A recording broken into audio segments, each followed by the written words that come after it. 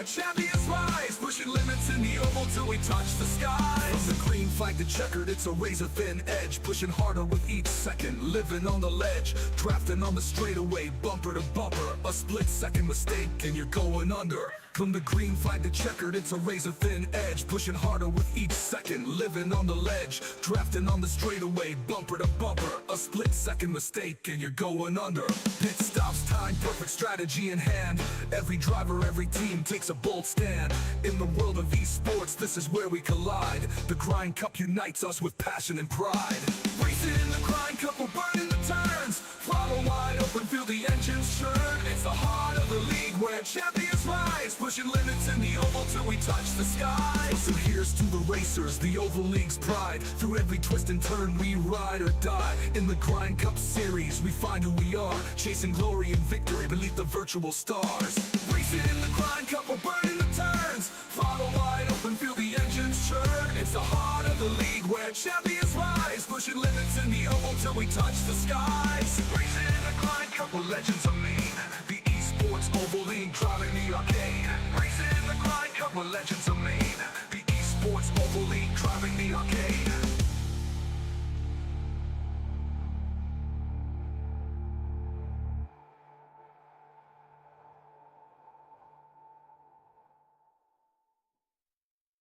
Under the lights, engines roar, we're ready to go. The esports Oval League with the best race to show. Grinding gears, chasing dreams on the virtual track. No looking in the rear view, there's no turning back. Every lap it's a battle, every corner's a fight.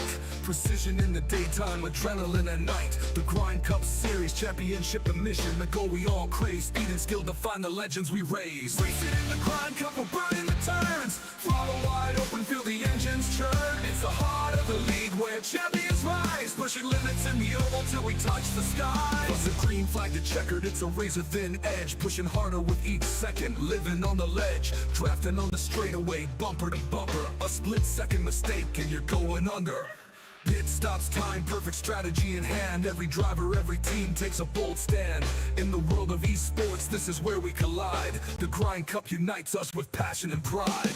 Racing in the Grind Cup, we're burning the turns. Throttle wide open, feel the engines churn. It's the heart of the league where champions rise, pushing limits in the oval till we touch the skies. From the tires screech, hearts pound, adrenaline's fire, lap by lap, chasing that finish line desire. Rookies and legends all fight for the crown, but only one will take the title down.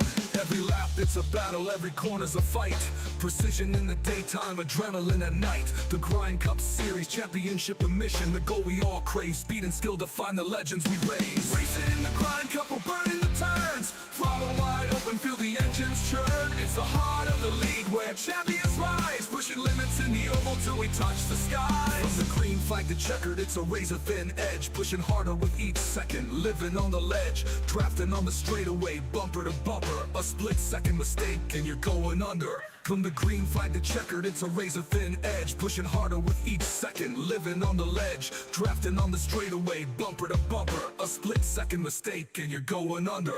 Pit stops, time, perfect strategy in hand. Every driver, every team takes a bold stand. In the world of esports,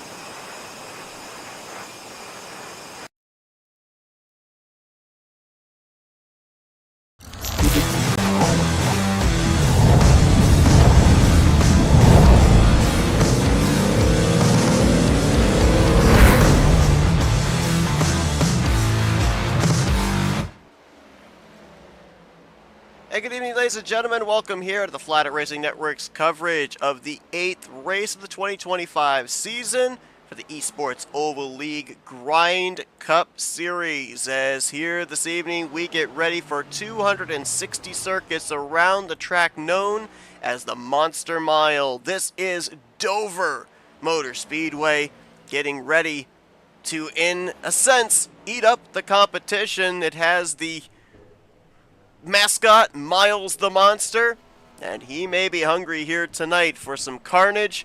These drivers will look to tackle the tricky, concrete, high-banked mile racetrack. Here tonight, it is the First National Bank Texas 260. And we have seen in the last couple of weeks a lot of drivers put their name into the conversation for a potential playoff position. We'll see if another driver adds their name to that list here tonight. Good evening, everybody. I'm Seth Cole. We're flying solo here this evening in preparation for tonight's event here from Dover, track that I had the pleasure back in 2024 to be able to personally go to. It was actually right up against the catch fence off of turn 4 during Cup practice. And I will tell you something, one thing that I think people take for granted of this particular racetrack is the amount of speed that these next-gen cars carry around this racetrack. It doesn't race like a short track at all. It is high speed, a lot of banking to lean into. I've been watching these guys here in practice, and we have had some good side-by-side racing. Expect that to roll over into race time. And ultimately as well, we've talked about, me and my buddy Scott Rankin, we've talked about tires for the last couple of weeks, and I feel like that is going to be a broken record again here this week. This racetrack, while it is fast, it is also very abrasive on the Goodyears with the concrete surface. The sun is beating down on this racetrack, so it will be very slick. They will be able to get some rubber laid down, maybe move the groove up off the bottom, and we will see some multi-groove racing. Don't know if they'll venture up as high as the wall, but they'll maybe go about a groove and a half up off of the bottom, especially as the run goes on. Try and diamond that corner, get a better pointed exit off of 2 and 4 for some good, solid straightaway speed. Of course, coming off the heels of last week at Kansas, where we saw yet another tremendous mile-and-a-half race. We saw Alan Dobbs finally break into victory circle. He, along with Kyle Holden, who is a 2-time winner on the season, Brandon Cooper, DJ Daniels, they are all very much so prevalent in the conversation for playoff positions. Now, I meant to this week, and I forgot. I will try to remember next week to get in touch with Chris Hubka, the official of this series. A bit of a question mark about our two winners at the beginning of the season. Christopher Reese winning at Daytona and Jeremy Richmond winning at Las Vegas. Now, Reese has made 5 of the 7 races that have been run so far. However,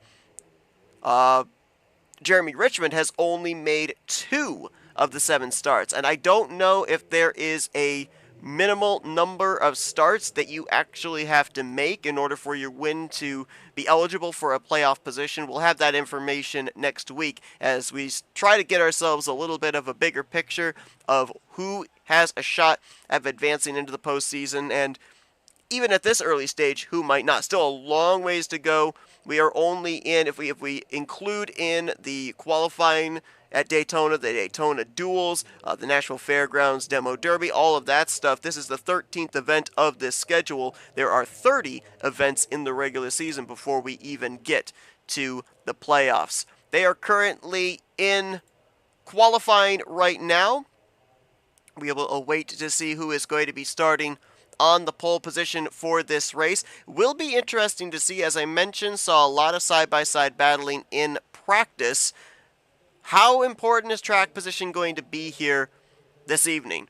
Drivers that start at the front, will they stay at the front, or if they abuse their tires, will they start falling back? On the flip side, drivers that don't necessarily put down the best qualifying lap, will they be able to save their tires for the long run and be able to make forward progress? This racetrack as well has maybe one of the toughest pit road entries. You have to come off the high banking, get it woed down to, I believe it's 35 miles per hour here. They may have upped it to 45 in recent years, but it is super slick on old tires.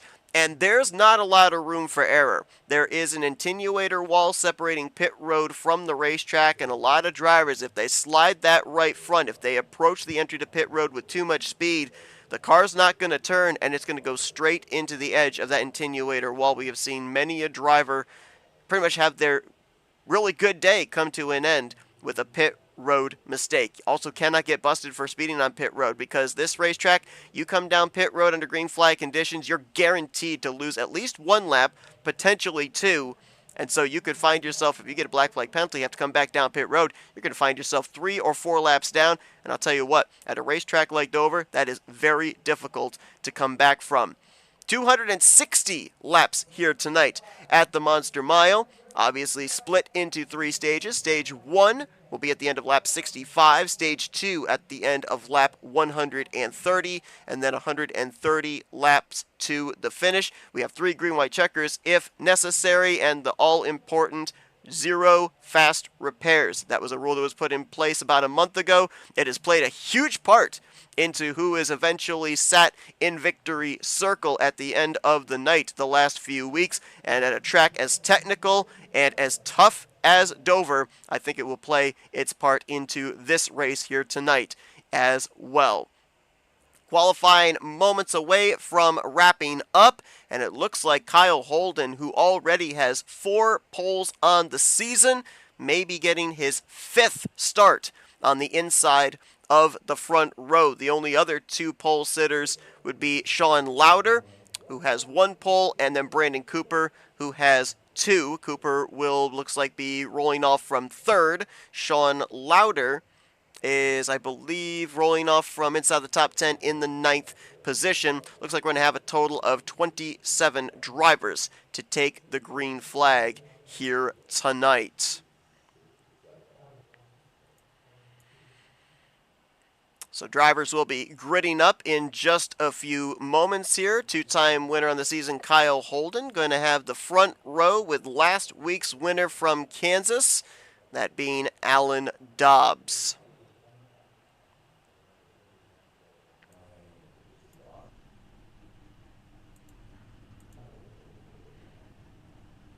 Waiting for the entire field to grid up here. And then the iRacing pace car will lead them around, and we will get set to go racing here this evening.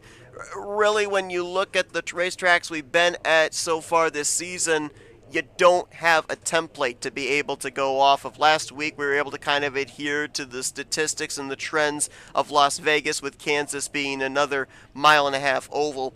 There's no track that you can make a comparison of Dover to.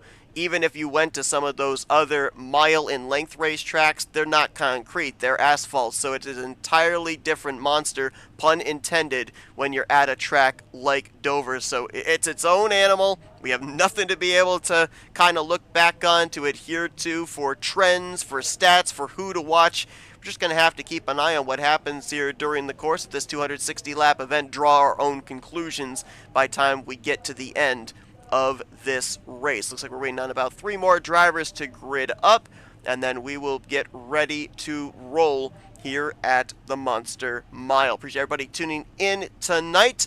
Hope you're buckled up and ready for a good one, as we have had some really good races here these last couple of weeks. I mean, Atlanta was unbelievable, the legacy version of Atlanta. We had the Chicago Street Course. That was a fun one. Came down literally to a nail-biter on the final lap. And then last week, I can't say enough about the next-gen car combination, 1.5-mile racing, multi-groove racing all night long, long green flag runs at Kansas. Hopefully that trend continues here tonight. Here's a look at your starting lineup here this evening, with Holden and Dobbs on the front row. A couple of former winners making up that front row. Another former winner in Brandon Cooper back there in row number 2 with Tom Bourne. Mark Gonzalez, he's had some really good performances last couple of weeks. Noah Jackson, Peyton Holland, and DJ Daniels, a couple of Toyotas, going to make up that 4th row. And then Sean Lauder, Mark Gilbert, some blue ovals, completing the top 10. As you take a look at the rest of your lineup here tonight, for the First National Bank Texas 260, Pace car is going to peel off onto pit road. 260 laps here tonight. And it will be the two-time winner, Kyle Holden, who'll get us under the green.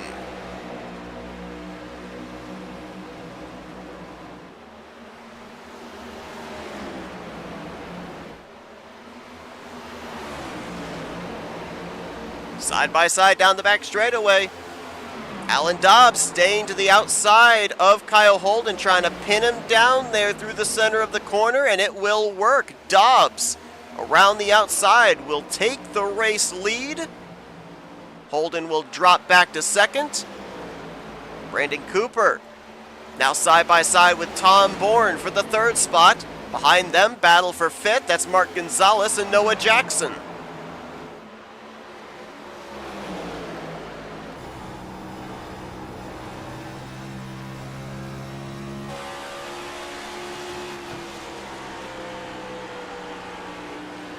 One car just came to pit road, unsure if it was scheduled or unscheduled. That was DJ Daniels in the 96.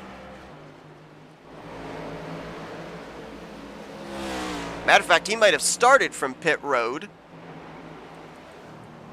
And Ryan Catalano in the 92 is on the pit lane. This is obviously an unscheduled pit stop for him. I do believe DJ Daniels did start from pit lane. And he is a lap down. Ryan Catalano obviously losing a lap as well. He'll probably lose a second lap here under green flag conditions. A battle for third will not go away. Tom Bourne continuing to try that inside line against Brandon Cooper. Noah Jackson up in the second groove. Mark Gonzalez has the opportunity to get alongside, but he will actually stay in line behind the 20, and looking on behind them, that white and blue number 12 of Sean Lauder.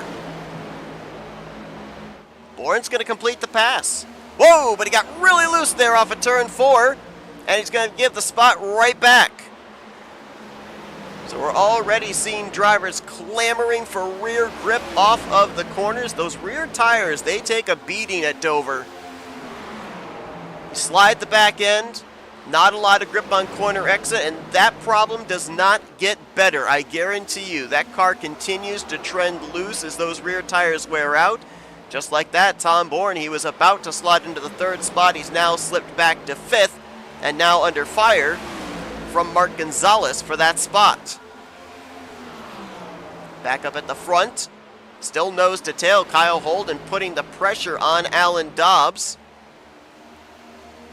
Don't know if you can necessarily get a car aero loose at a track like Dover.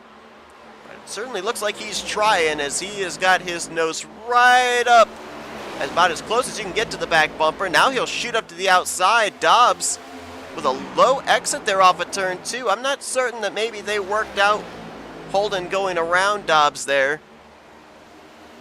Unless Dobbs got loose off of turn 2, and that's why his car darted to the inside. Regardless of whichever the scenario is, Holden will go back to the race lead. Brandon Cooper is starting to actually close up here on the top 2, along with Noah Jackson. And one thing about Dover as well, it is not smooth. Take a look here from the front end of the 54 and watch how bumpy this is. Look at the camera.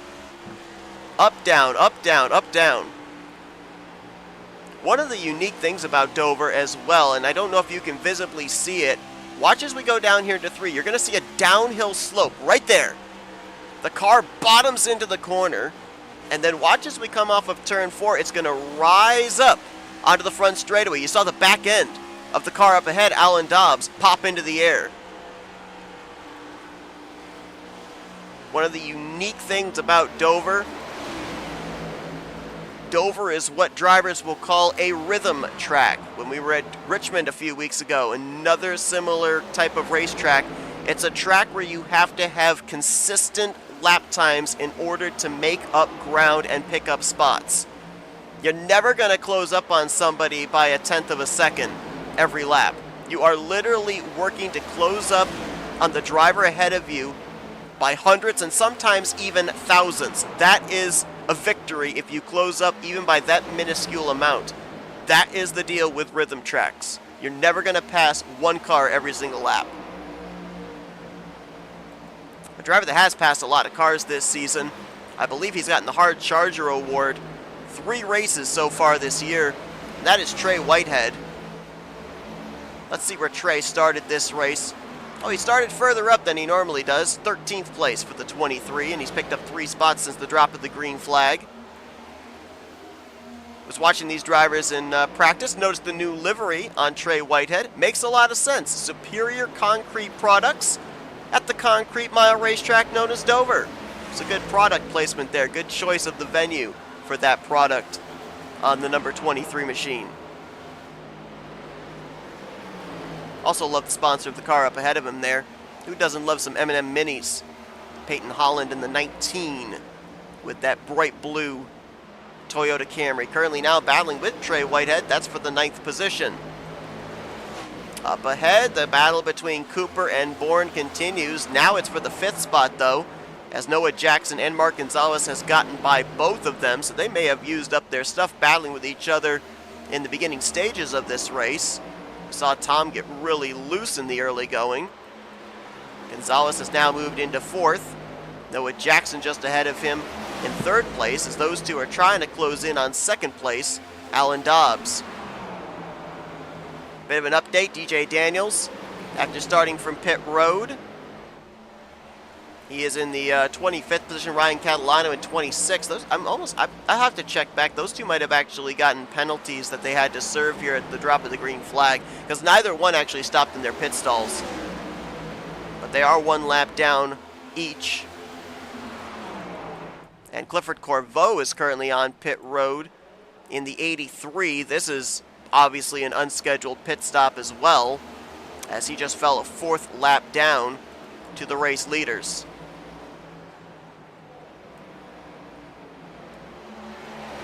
Nearing 20 laps into this run, and already, I thought we might have a caution, but Dylan McDonald is on pit road, and I don't think he came to pit road himself. And he is out of the race. He's done for the night, it looks like. But I was going to mention, we're about 20 laps into this run, and already, as I'm looking at this, we have nearly a half second to 0.7 of a second fall off on the tires and on the lap times.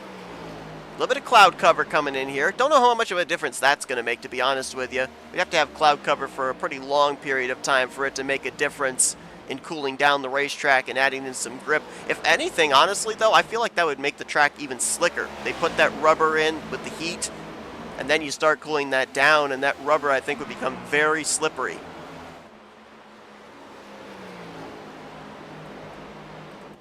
Mark Gonzalez is now on the back bumper of Alan Dobbs, a Chevy versus Chevy battle for the 2nd position. See Mark go up there a little bit higher, trying to see if he can diamond the corner, get the nose pointed for a straighter line down the backstretch. Look at the run he was able to generate with doing that. We call that diamonding the corner, and he will slip by Alan Dobbs before we even exit turn number 4, move Mark into the 2nd spot. But that thing got really loose. You see the back end dancing back and forth there? That was trying to get the throttle down, and the tires saying, "You want some grip?" Nope.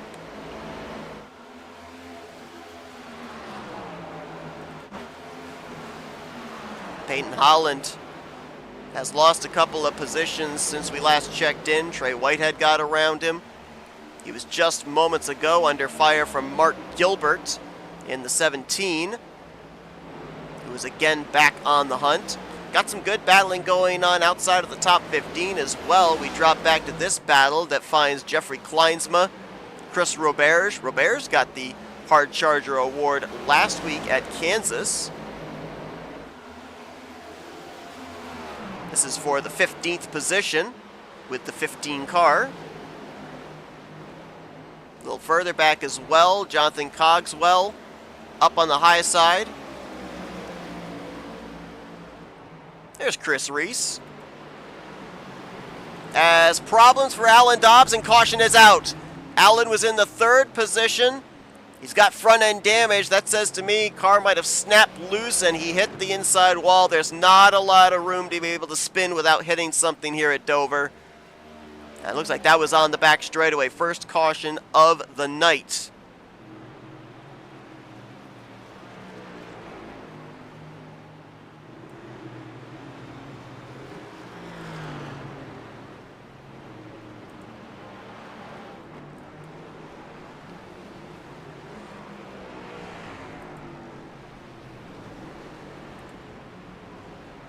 So first caution waves here, presented by Chris Hubka, the Realtor.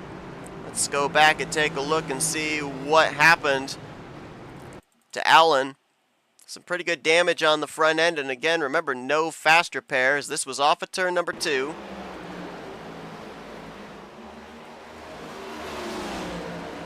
Oh, it was actually Mark Gonzalez that got into trouble. Not the 35. He moved in reaction to what happened ahead of him. We saw not too long ago, after Mark Gonzalez made the pass for second on Alan Dobbs, that car getting really squirrely, and it looks like it snapped loose on him again, this time off of turn 2, and with the closing rate just nowhere for Dobbs in the 35 to be able to go. Here's a look at it again.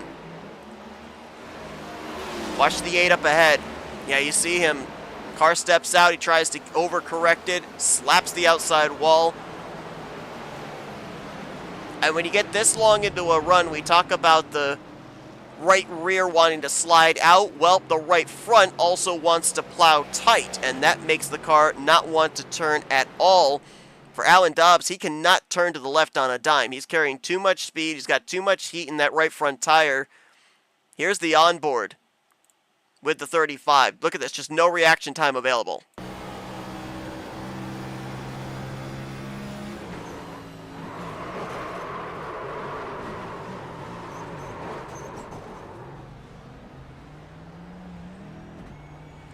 So a tough break there for last week's winner. Was running up inside of the top 3, caught up in an incident that he really had nothing to do with, but just wrong place, wrong time, and that can be something that'll happen here at Dover.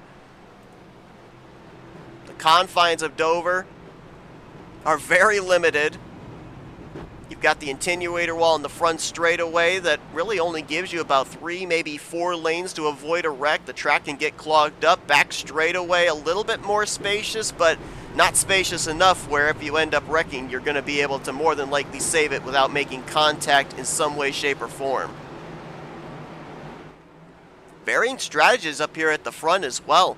We had everybody come to pit road with the exception of the top 6, which would be Holden, Jackson, Whitehead, Faccianato, Cogswell, and Mettler. Everybody else came down pit road. Looks like some drivers went with 2 tires, some drivers went with 4 tires. Tom Bourne will be the highest of those that pitted in 7th place, with Brandon Cooper, Sean Lauder, Peyton Holland, the rest of the top 10. Johnny Williams in our YouTube chat saying that the 96 and the 92 having to serve penalties from last week, so appreciate that information. And broadcast colleague Scott Rankin checking in from his work office this week. Hope things are going well for you, Scott. Looking forward to having you back in the booth next week, hopefully, when we head to the Midwest at Iowa Speedway.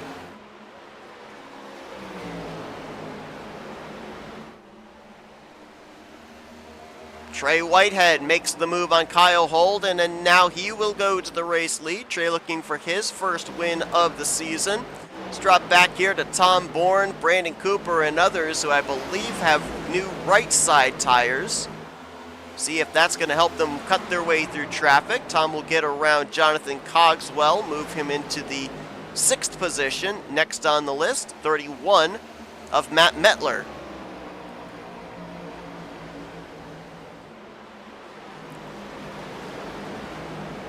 Have to be patient with your passes at Dover.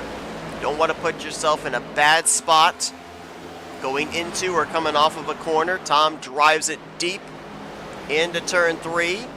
Draws alongside of Mettler here off of turn 4. Can't complete the pass just yet as Cogswell just knocked down the wall off of turn 4 there. Tom cannot get the power down through the center of the corner. Loses a little bit of ground right there off of 2 to the car on the outside of Mettler. Brandon Cooper looking on to see which lane is going to move. Pretty impressive that 30-lap-old tires are actually pulling away from this battle for the 4th position. Kyle Holden just took the lead back from Trey Whitehead. Noah Jackson running in 3rd, and Matt Mettler was able to hang on and hold off Tom Bourne, who now will battle with Brandon Cooper for the 6th position.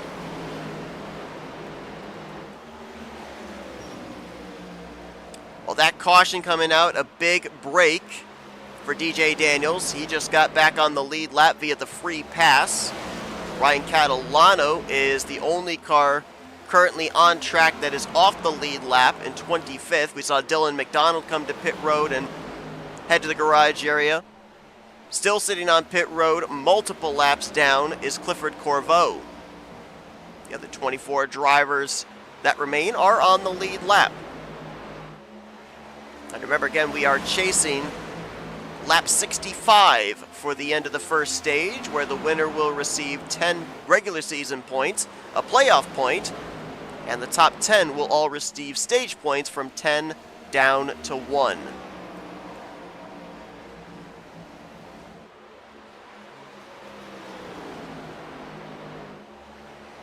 Well, I hope I don't put the commentator curse on him, because I talked about him having a great run last week at Kansas, and he ended up wrecked.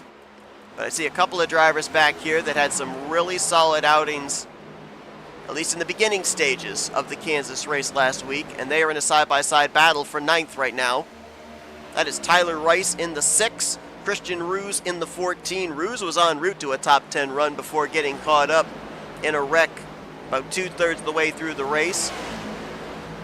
And Tyler Rice was another driver that ran top 10 most of the evening, finished in the 10th position, his best finish so far this season.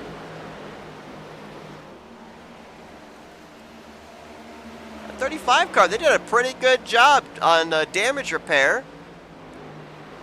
Did a good job on the front end. Looks like the nose pretty much back to what it needs to be. This is again without a fast repair. This would have been manual repair. Scoring shows that he spent a little under 40 seconds in his pit stall. Looks like that car is still up to speed.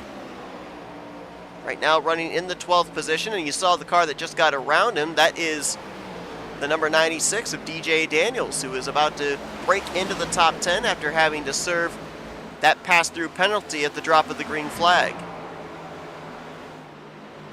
Got the Patrick McQuaid fan club in our YouTube chat. We'll bring you up to speed on where he's at. He's just outside the top 10. 13th place right now for the Muffler Man Chevrolet. And he's got a front row seat of what's going on ahead. The battle with DJ Daniels, Tyler Rice, Christian Ruse, and Alan Dobbs.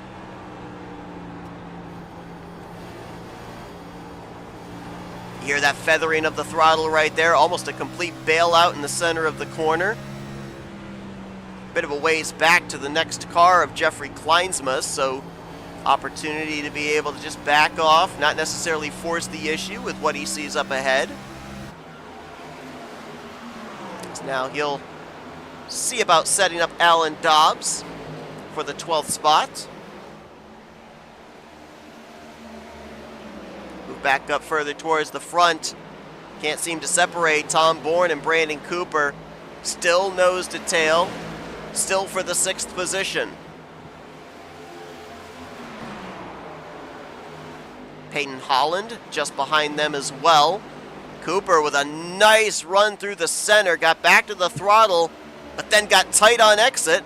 And Tom Bourne will open up the distance once again. It looks like Tom is a little bit weaker on entry, but stronger on exit to the 54. And now Peyton Holland will jump up to the outside line to pick up a spot on Cooper. Not able to stay to that right rear quarter panel. Very impressed with how these old tires have held on for the top 5. I thought that maybe they would start dropping through the field, but I guess track position is very important, as we got a car down on the apron there. That's the 13, actually, CJ Papa. It looks like he's been in the wall. There's a lot of damage on that right front, and that might be why, as he knocks the wall down there off of turn 4. The Grind Sim Racing Dark Horse Mustang grinding it out here, as looks like the handling on that race car has definitely gone away, and I can guarantee you that front end damage he's got there on the right front quarter panel, that's just going to make the car even tighter aero-wise. Someone on pit road, that's the 18, Dizzy Carter, the Red Bull Toyota Camry. This would have to be an unscheduled pit stop, as Dizzy did come to pit road under our only caution so far this evening.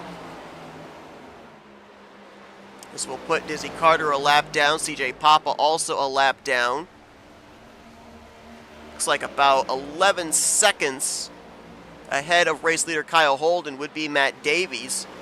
Stage caution comes out about 19 laps from now. Would Holden catch up to the tail end of the field at that point in time?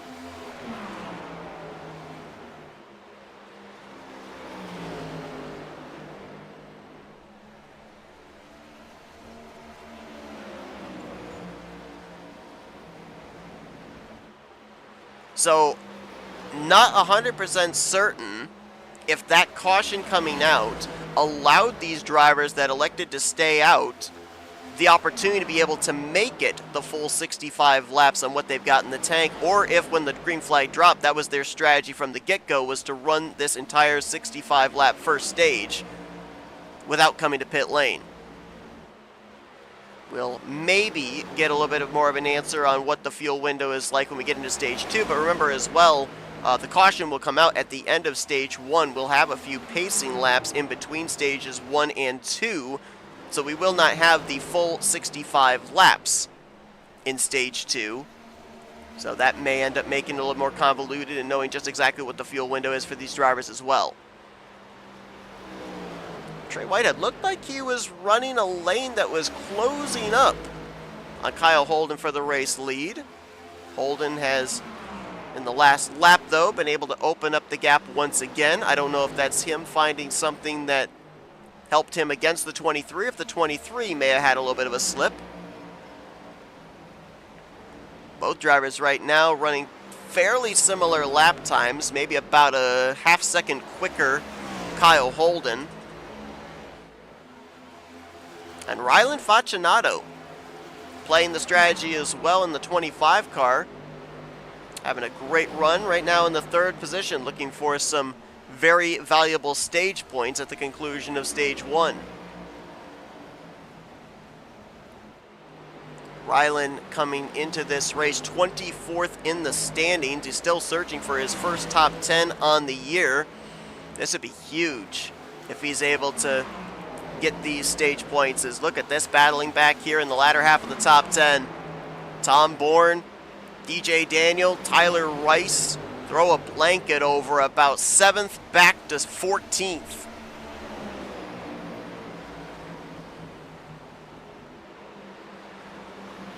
DJ Daniel's going to complete that pass.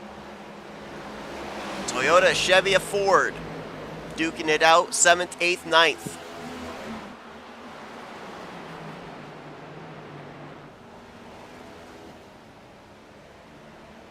Right there off turn 4, right against the fence, you can see that group of people standing there.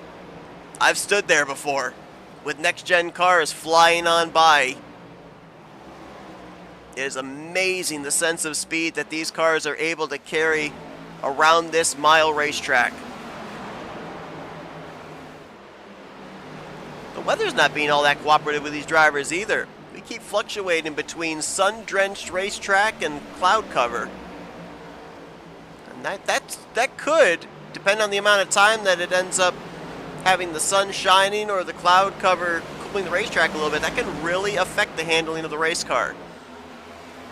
Saw that puff of smoke off of turn 1. That was Dizzy Carter returning back to the racetrack. Dizzy 10 laps down right now. Matt Davies made an unscheduled pit stop. He has fallen a lap down now to the race leaders. 4th place just got around him off of turn number 2. Jonathan Cogswell about 8 seconds ahead of the race leader, looking to hang on here for the next 10 laps before the conclusion of stage number 1.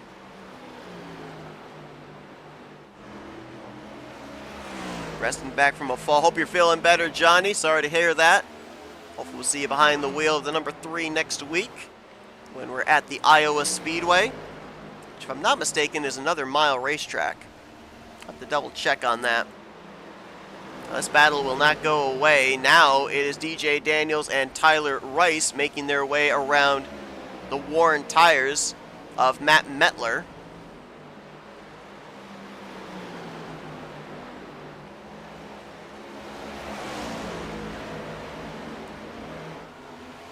Alan Dobbs back there in the 9th position after leading a few laps in the early going of this race.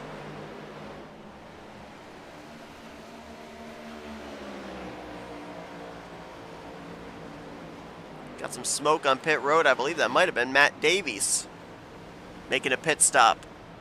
Oh, and I think he may have just, yeah, he spun out there at the entrance of pit road. Talked about the treachery of this pit lane, both on entry, and I don't think I mentioned about exit, but yeah, there's very odd progressive banking here on the apron. The lower half is flat. There's a little bit of banking on the upper half, and the car can get very, very loose, especially on new tires. So that's going to cost Matt Davies some extra track time there, some track position, and he will return 4 laps down. 5 laps away from the flagman waving the caution for our conclusion of stage 1. Tom Bourne has really fallen back. Handling that race car has obviously gone away. We saw him battling up around the 7th position earlier. He has now since dropped back to the 13th spot. Mark Gonzalez, after getting into the wall and having contact with Alan Dobbs, bringing out our only caution to this point. Good recovery as he's back up to 12th, but does not look like he'll be able to get up there for some stage points. Matt Mettler just picked up a spot, looked like on Christian Ruse. No, actually, they're side by side. This is for 9th and 10th, with Patrick McQuaid trying to get in here and snipe himself a stage point. 9th, 10th, 11th. And McQuaid on the fresher tires is going to make his way around the outside of the 31. So McQuaid into the top 10. Mettler drops out. And look at this battle here as they were trying to get around the 32 of Matt Davies. Noah Jackson and Rylan Faccianato near contact between those two. Here comes the fresh tires of the 32, trying to cut his way through the top 4. Actually, I believe we've got a pit stop. Yes, we have. Kyle Holden is actually going to give up the stage victory to come down pit road. This is a gutsy call, and I'm not sure if I overly agree with it. Holden feeling that he'll only lose a lap, get the lucky dog here when the stage yellow flies. Trey Whitehead, though, is going to come around, and he'll see the proverbial white flag to start lap 65, so it looks like Trey Whitehead is going to be our stage 1 winner. Holden has returned to the track. He is 1 lap down, but I believe he's going to have to start tail end of the field then, tail end of the lead lap cars when he gets the recipient of the free pass. So interesting strategy there out of that 59. Giving up a playoff point as well, unless he couldn't make it. You never know. Caution's going to fly here. Trey Whitehead is going to pick up stage number 1. Noah Jackson will cross the line in 2nd. Brandon Cooper in 3rd. Tyler Rice 4th. DJ Daniels will bounce back for 5th. Rylan Faccianato, no. Alan Dobbs, rather, is going to get the 6th position. Christian Ruse in 7th. Looks like Patrick McQuaid will be 8th with Rylan Faccianato 9th and Matt Mettler in 10th. At 25 might be out of fuel. I think he coasted across the start-finish line. So your top 10 there, all going to get stage points. Trey Whitehead going to pick up a valuable playoff point. 17th coming into this race in the overall standings. Picked up 5 spots in the points after last week at Kansas. Looking for his first win of the season. Good start, as Trey Whitehead is your stage 1 winner here tonight in the First National Bank Texas 260. We'll be back for stage number 2 right after this commercial break.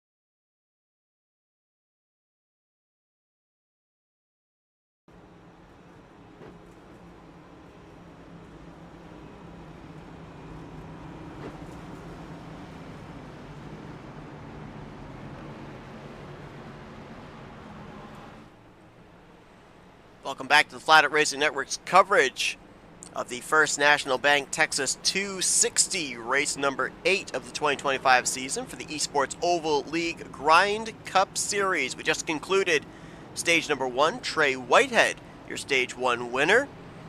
Chris Roberge is going to elect to stay out on 43-lap-old tires when the rest of the field came to pit road. So he will elect the top side.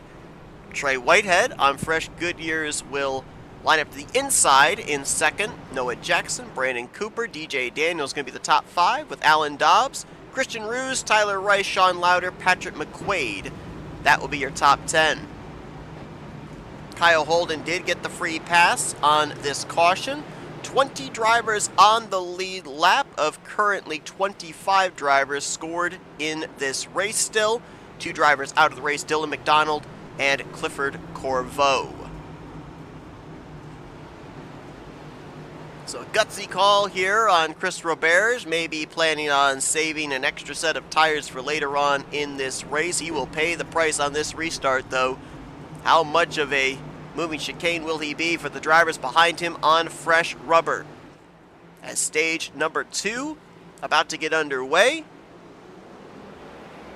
And we will run to the completion of lap 130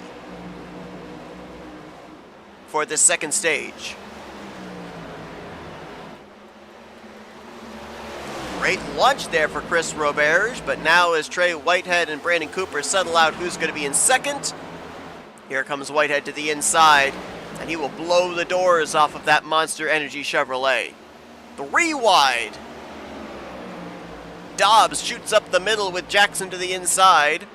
DJ Daniels now going to get around as well, and if you're Chris Roberge, you're just hanging on for dear life at this point in time, because you're on older tires that had a chance to cool. We got a car around. Mark Gilbert. And a caution is going to fly. Mark Gilbert, and I believe he had contact with another car. I want to say it was the 92 of Ryan Catalano, but I'm not 100% certain. Second caution of the night for cause. Third caution overall.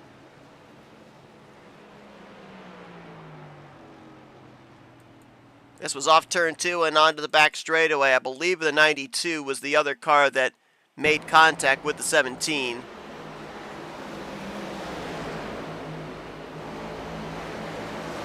Oh, 17's getting really loose. And as he corrects it back, nowhere for Ryan Catalano to be able to go.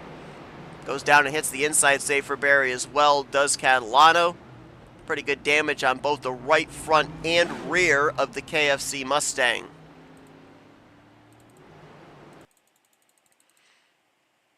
Ryan Catalano was trying to get himself back on the lead lap after having to serve the pass-through penalty at the beginning of this race. He was, I believe, 2 laps down at the time. Let's watch how this all culminates here. This is the lap prior. See them stacked up ahead. Chris Reese in the 62. Jeffrey Kleinsma in the 15. And right about there, he doesn't clip the apron, but he definitely is really low on exit. Oh, that's a big hit right there for the 92 car. With the left side. It's hard to tell. Almost looks like there could be some suspension damage there. Looks like, yeah, looks like the wheel is bent on that left front. Tire rolling when he hits the straightaway, but doesn't roll at all when he's down in the flat. So that's going to be a lengthy stay on pit road for Ryan Catalano. There's going to be some damage as well for Mark Gilbert, who was back in stage 1 running just inside the latter half of the top 10, had slipped back to inside of the top 15 late in the going. Wanted to check and see if this might have been the caution Chris Roberge was banking on, and yes indeed, the 9 car came to pit road and put on 4 fresh field goods, and he will return to the racetrack now Looks like Kyle Holden, Matt Metler came down pit road, topped off the fuel tank. As did the 25 of Rylan Faccianato. Lucky dog, I believe, under this caution is going to go to Jonathan Cogswell, who was 2 laps down. He will now be -1. He'll hope for another yellow to get back onto the lead lap. Still 20 drivers on the lead lap here for the upcoming restart, which will be in just a moment here as lights are out on the iRacing pace car. Trey Whitehead, the leader, will elect the top line here.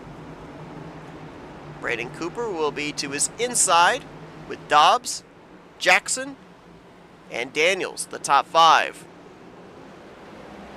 Green flag out. 54, Brandon Cooper spun the tires. And Trey Whitehead will cross his nose from top to bottom, and he'll lead them through 1 and 2.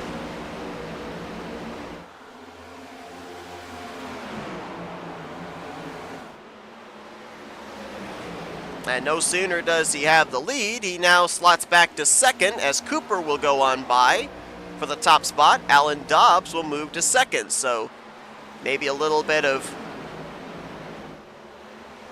strategy there out of the 23 camp. Not wanting to be the leader, kind of ride in line here, save some stuff for the time being. Battle's going to be on for the lead right in front of him, though. Here comes Dobbs back to the bottom, looking for the top spot back on Brandon Cooper. Remember, Dobbs led in the very early portions of this race. He was in the 3rd position when Mark Gonzalez got into the wall ahead of him off turn 2. Both of them made contact. Dobbs spun down to the inside wall. That car does not look like it's been in a wreck here tonight. They've done a great repair job, and that car still is speedy, as he will go to the point, looking for his 2nd win in a row off the heels of that victory last week at the Kansas Speedway.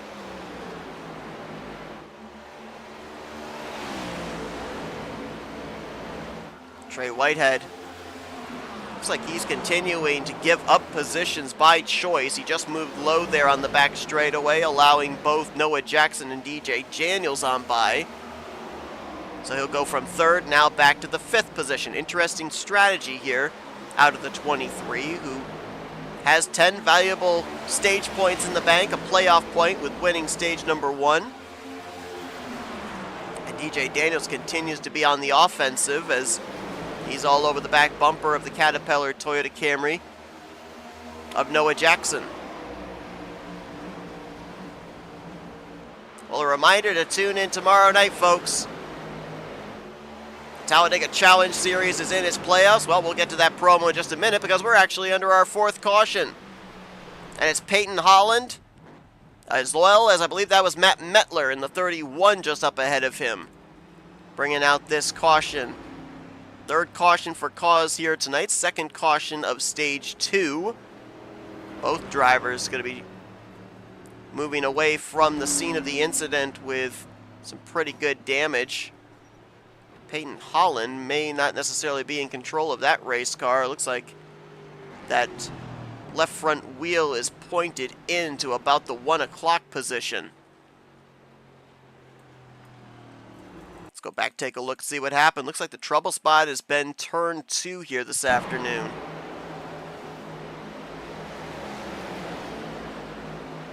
This is off of turn 4, though.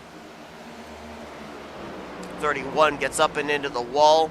That scrubs off a lot of speed, and the closing rate from his left rear to the right front of Peyton Holland. No reaction time. The two make contact and down into that attenuator wall separating the racetrack from pit road.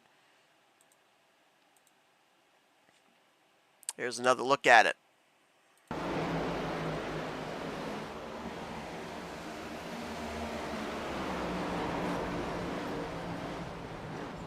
Things happen fast here at Dover. A mistake of a car right in front of you can leave you up to very little to no reaction time, as we saw right there. Yeah, tough break there for both Matt Metler and Peyton Holland. Matt Metler played the strategy to get some stage points at the end of stage 1. Peyton Holland's been running up inside of the top 15 the entire night.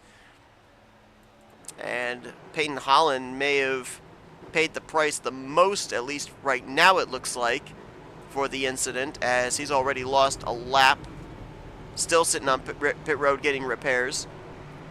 Same for Matt Mettler, though he is yet to lose a lap. Also a lengthy stay on pit road for the 8 of Mark Gonzalez. Maybe working on that race car, the damage sustained from his incident back in stage 1 that also involved our current race leader, Alan Dobson, the 35. Well, now I'll take the opportunity to do the promo. Tomorrow night, the playoffs continue for the Rolling Thunder Gaming Talladega Challenge Series.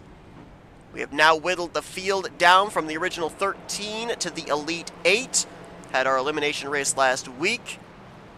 Playoff hopes were shattered. Feelings were hurt. But 8 drivers emerged victorious to move on to compete for a spot in the Final 4. That journey begins tomorrow night, 9 p.m. Eastern Standard Time. 2-race round in the round of 8. If any of those 8 drivers that are still in playoff contention win tomorrow evening at Talladega Superspeedway, that's an automatic lock into the Championship 4 in 2 weeks' time. Join me, Michael Norman, Kyle Matthews tomorrow night at 9 p.m. Eastern Standard Time as we continue on the 64th season of the Rolling Thunder Gaming Talladega Challenge Series right here on the Flatout Racing Network.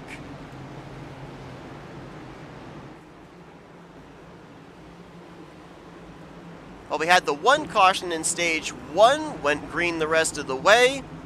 2 cautions here in the early stages of stage 2. Alan Dobbs elects the top line. Gets a great launch there from Brandon Cooper. Will now be side by side with DJ Daniels going into turn number 1.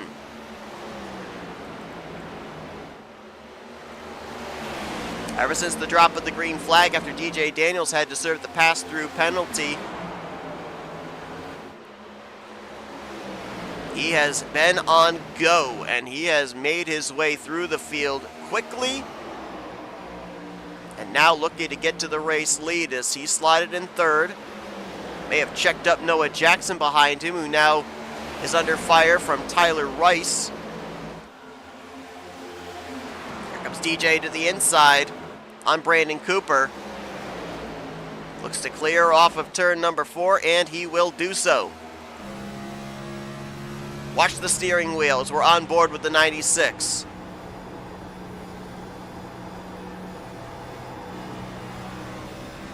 Not much play with the wheel through the center of the corner, but you heard the car kind of bottom out there. That was going up over the uphill hump on the exit of turn 2.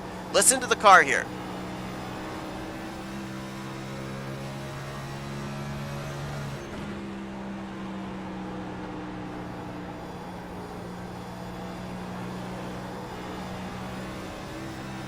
Right there. You heard that little change in the tone of the engine? That was hitting the uphill section. And then you hear the car into the lower sound as it bottoms down into the entrance of turn 3, or in this case right here, into turn 1.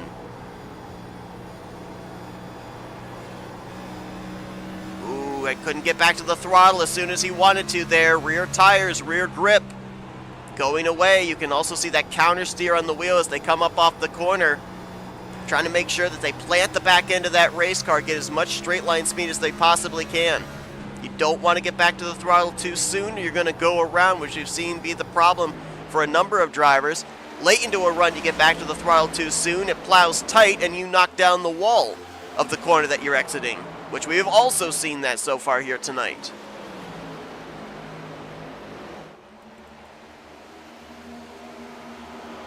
Noah Jackson trying to set up the 54 of Brandon Cooper. Tyler Rice looking on the 5th position. Chevrolet right now with the lead, then 3 Toyotas. Highest Ford is the 6. Tom Bourne has made his way back up to the 6th position. We saw him fall back late at the end of stage 1 on older tires. He has since now made his way back forward, trying to crack back into the top 5, and our stage 1 winner, Trey Whitehead, right behind him in the 7th spot. Driver that's led the most laps so far tonight, Kyle Holden. We saw him play the strategy, at least we're assuming it was strategy, at the end of stage 1 to come down pit road with about 3-4 laps to go. Lost a lap, got the free pass, back on the lead lap, restarted back around the 20th position, has since made his way back up into the top 10. He just completed the pass around Patrick McQuaid to take the 9th position. Opportunity here, though, for Kyle Holden to know what his car is able to do in traffic, rather than most of that clean air he was enjoying back in stage number 1.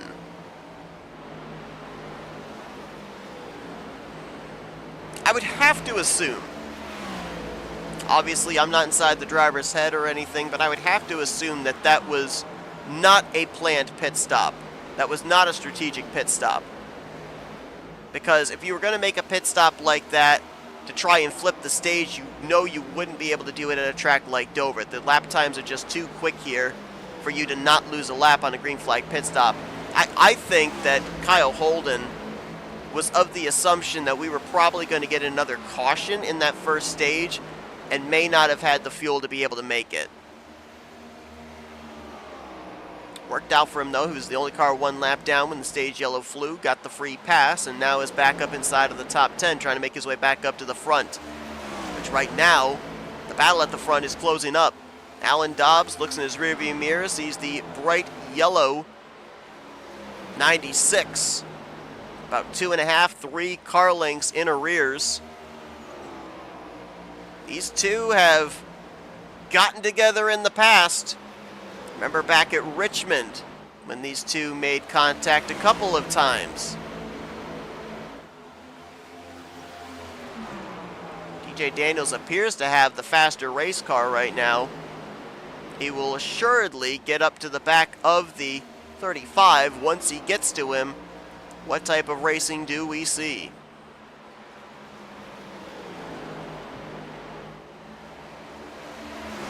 We'll check back on this in a minute. Meanwhile, we look back here outside of the top 10, 12th, 13th, 14th place. Chris Reese in the 62. I remember I mentioned his name earlier tonight on his playoff eligibility with his win at Daytona. I looked through the running order, and my mistake, I actually did not see his name on the grid, and so I thought he actually missed tonight's race. With participating in this evening's event, he will have made 6 of the 8 races so far this season. So I would certainly think that that still keeps him eligible towards the playoffs. Now, granted, he came into this race 19th in points. I don't know if there is a certain cut line that you have to be, a certain point you have to be above with a victory to count towards a playoff position. Again, we'll have answers to all that hopefully next week, provided I remember to ask. Jeremy Richmond, though, that's the big question on whether or not he's still eligible with his win at Vegas, due to the fact that he has only made 2 starts this season. And if I'm not mistaken, I believe that was the first 2 races of the season, Daytona and Vegas. Or actually, no, it might have actually been Daytona and, what was it? Was it Richmond, where we had the, or no, it might have been Auto Club, where we had the Looney Tunes race.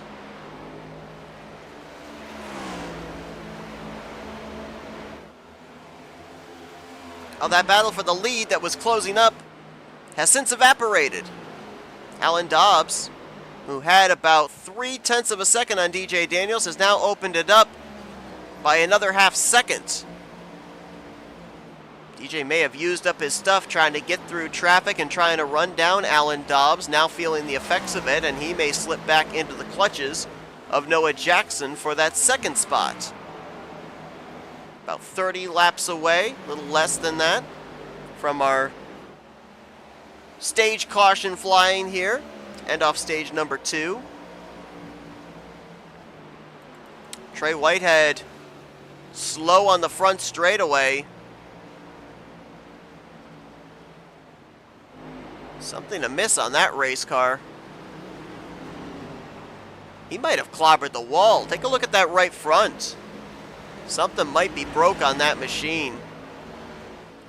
Let's see if we can find out what happened to him. This, I think, was off of turn number 4.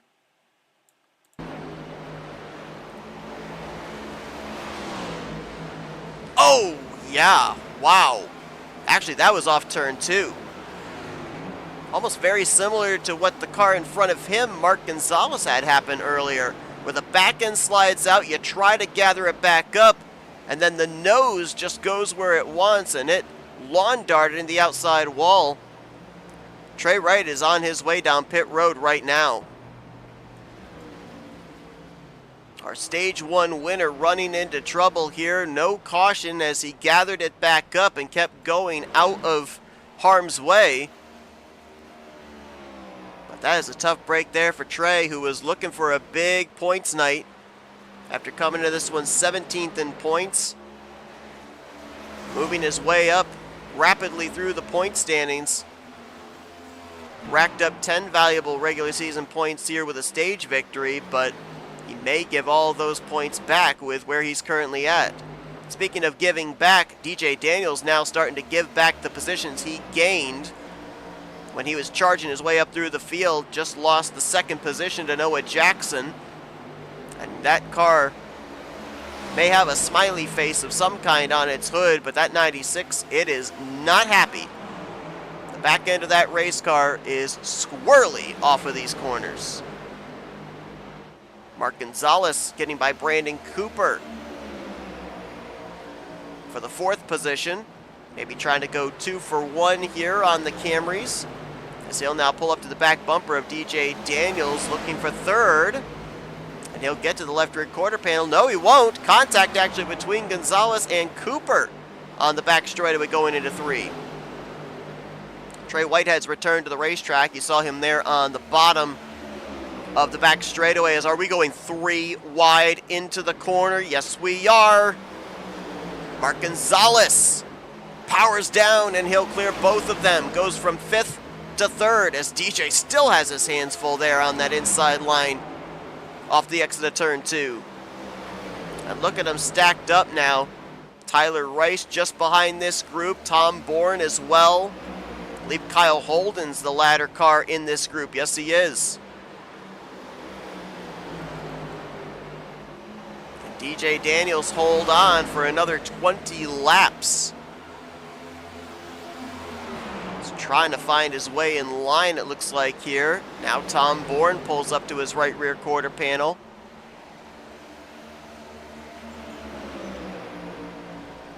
We saw the wheel motion out of that race car in the early going. Let's go on board the 96 and see the wheel motion now off the corner. Watch the hands.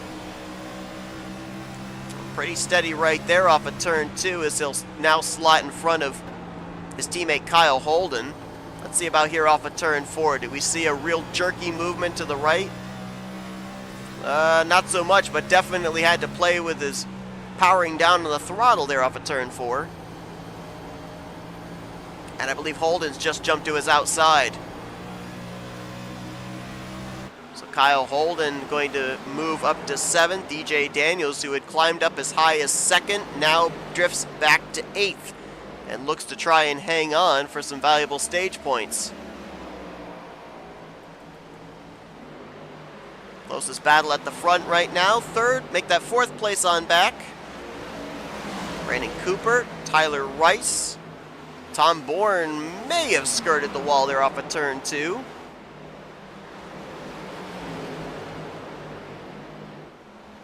Had a pretty spirited battle back there for 13th place. Mark Gilbert picking up the spot on Rylan Faccianato.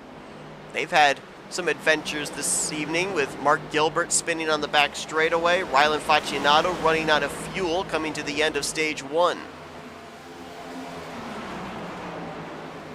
Kyle Holden, Tom Bourne side by side. This is for 6th. Really close off of turn 4. Holden will back off, tuck back in line, and look to maybe jump to the top here to make the pass on Tom Bourne. Christian Rouge, Sean Lauder. This is for 11th.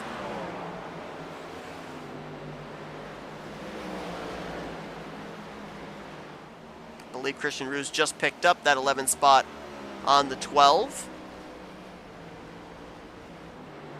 As Alan Dobbs continues to show the way, battle may be for second place. Noah Jackson has now pulled up to the back bumper of the Budweiser Chevy. I actually just now realized, I believe, I gotta kind of squint to see here, I believe that the green icon that is surrounding the Budweiser logo on the hood, I believe that's the Budweiser Frogs.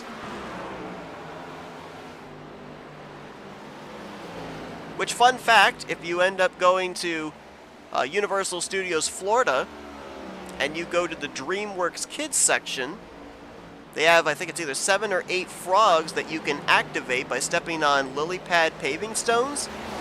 And 3 of those paving stones, if you do them in the right succession, the frogs will actually say Budweiser.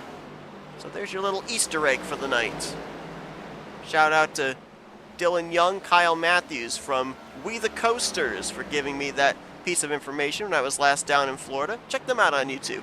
If you're a coaster enthusiast, a theme park enthusiast, go to YouTube, type in We the Coasters in the search bar, and tell them I sent you.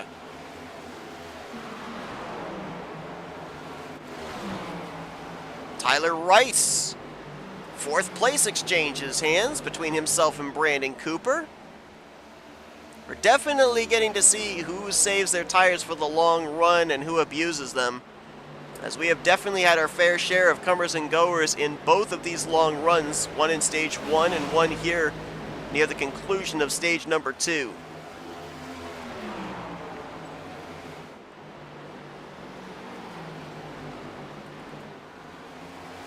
Rylan Faccianato, Jeffrey Kleinsma.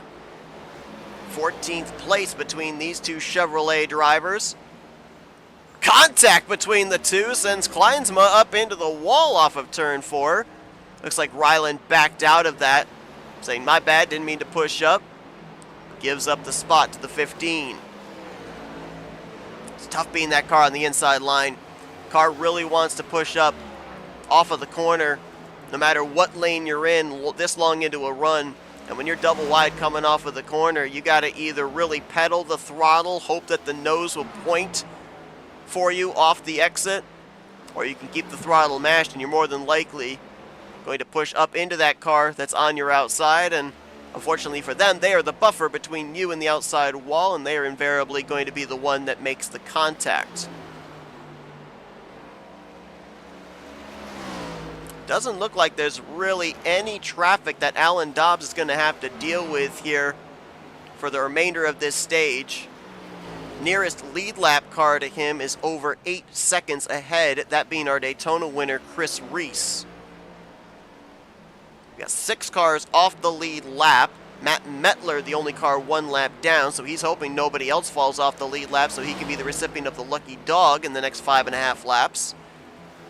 3 drivers out of the race. Ryan Catalano, who was involved in our most recent caution, has taken his car back behind the wall, joining Dylan McDonald and Clifford Corveau.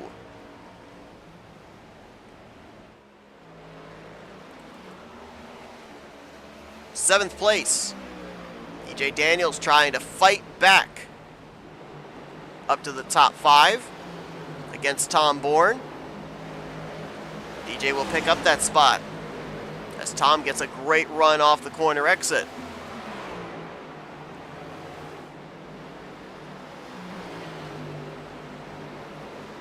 Crossover once again, almost contact there. Tom's got some, it looks like, damage on the right front of his Chevrolet. Oh yeah, he definitely does. You can see it with that shot off of turn 2. CJ Papa just came to pit road, made a pit stop in the 13. He's multiple laps down, 8 laps down in the 21st position. I believe Trey Whitehead was just back down on pit road as well in the 23 after we saw him get the wall. There he is, actually moving on by race leader Alan Dobbs to get back one of his 21 laps back, as he spent another near 6.5 minutes on pit road getting more damage repaired. Evening started out really good for Trey Whitehead. Got that stage 1 victory. It's been downhill since then. Dizzy Carter about to go another lap down. Dizzy is the last car running right now in the 24th position. Just went a 24th lap down in that Red Bull Toyota Camry. As Alan Dobbs hits the line, and we are about a little under 3 laps away, actually a little under 2 laps away from when that stage yellow will wave. What a comeback run here for Alan Dobbs. Wrecked in stage 1. Didn't garner any stage points as a result. Comes back here in stage number 2, gets back to the front of the field, and he's going to, 1 week removed from picking up that victory at Kansas, going to add another playoff point to his little bucket with a stage victory here at Dover. Through 3 and 4 for the final time. And we'll see the caution flag wave here as stage 2 is going to go to the Chevrolet driver of Alan Dobbs. Mark Gonzalez will finish in second. Noah Jackson third. Tyler Rice, Brandon Cooper, your top 5, with Patrick McQuaid, DJ Daniels, Tom Bourne, Christian Ruse, and Chris Roberge. Your top 10. They will all get stage points here at the conclusion of stage number 2. We will undoubtedly see everybody on pit road here, setting up for the 3rd and final stage in the First National Bank Texas 260 here tonight at the Dover Motor Speedway. Trey Whitehead wins stage 1. Alan Dobbs wins stage 2. Who's going to win the overall race? We'll find out the answer to that question in just a little bit. We'll be right back with our coverage here from Dover for the Grind Cup Series after this commercial break.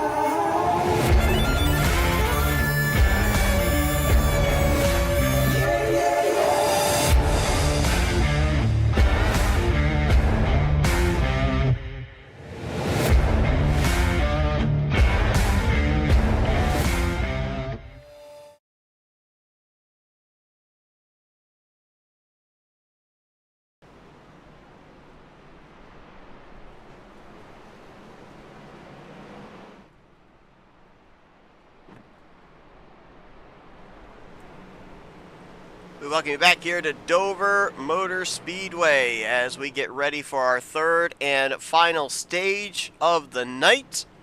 Setting us up here to find out who is going to be the winner of the 8th race of the 2025 season for the ESports Oval League's Grind Cup Series. Who will be burning it down here at the Monster Mile, taking the checkered flag in the First National Bank Texas 260. Half the race is completed. 2 different drivers have picked up stage victories. Trey Whitehead winning stage 1, Alan Dobbs winning stage number 2. He'll be the one to get us back under the green for what will be our final. Looks like it'll be about 125 laps to the conclusion. Mark Gonzalez will line up in second. Noah Jackson in third. Brandon Cooper, DJ Daniels will be your top 5. Matt Metler did indeed get the free pass here under this yellow. Problems for Kyle Holden. The points leader sits on pit road, and he's been there for the last minute and a half plus. Not exactly certain what is wrong with that machine. Matt Metler is just now making his way off of pit road as well. He was the lucky dog driver. And he's going to have to boogie because the field's coming out of turn 4, and they're going to take the green. So, uncertain what happened with the 59. He's going to fall off of the lead lap, though. And the driver that has 2 victories on the season came into this race with a 77-point lead over a tie for second between Dobbs and Daniels.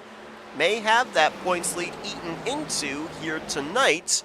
By how much, we'll have to find out next week at Iowa Speedway.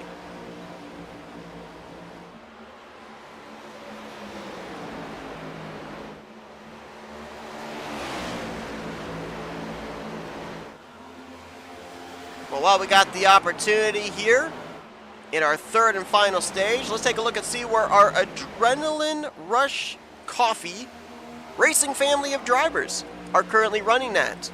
Chris Otto is not in the field here tonight, neither is Fike. It looks like right now our highest running driver of this group would obviously be Alan Dobbs. Jeffrey Kleinsma is currently in the 14th position. Chris Reese is currently in the 6th position. And Chris Darling is not in the field here tonight as well, so it looks like a representation of 3 drivers out of the Adrenaline Rush Coffee racing family of drivers in the field here tonight. All of them on the lead lap, running inside of the top 16.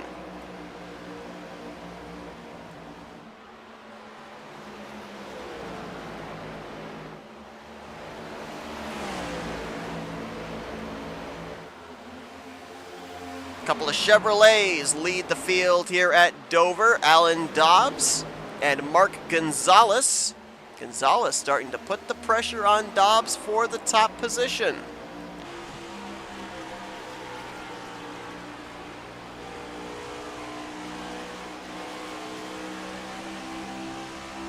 If we are able to continue to run green, this will be the longest green flag run that these drivers will have here tonight, as they've caught up to the 31 of Matt Mettler, who I think might have just brushed the wall right in front of Alan Dobbs. Remember, we saw Matt leaving pit road when the leaders were coming around to take the green. So Mettler, who got the free pass under this most recent yellow, now going to give that lap right back here under green flag conditions, leaving us with 17 drivers currently on the lead lap.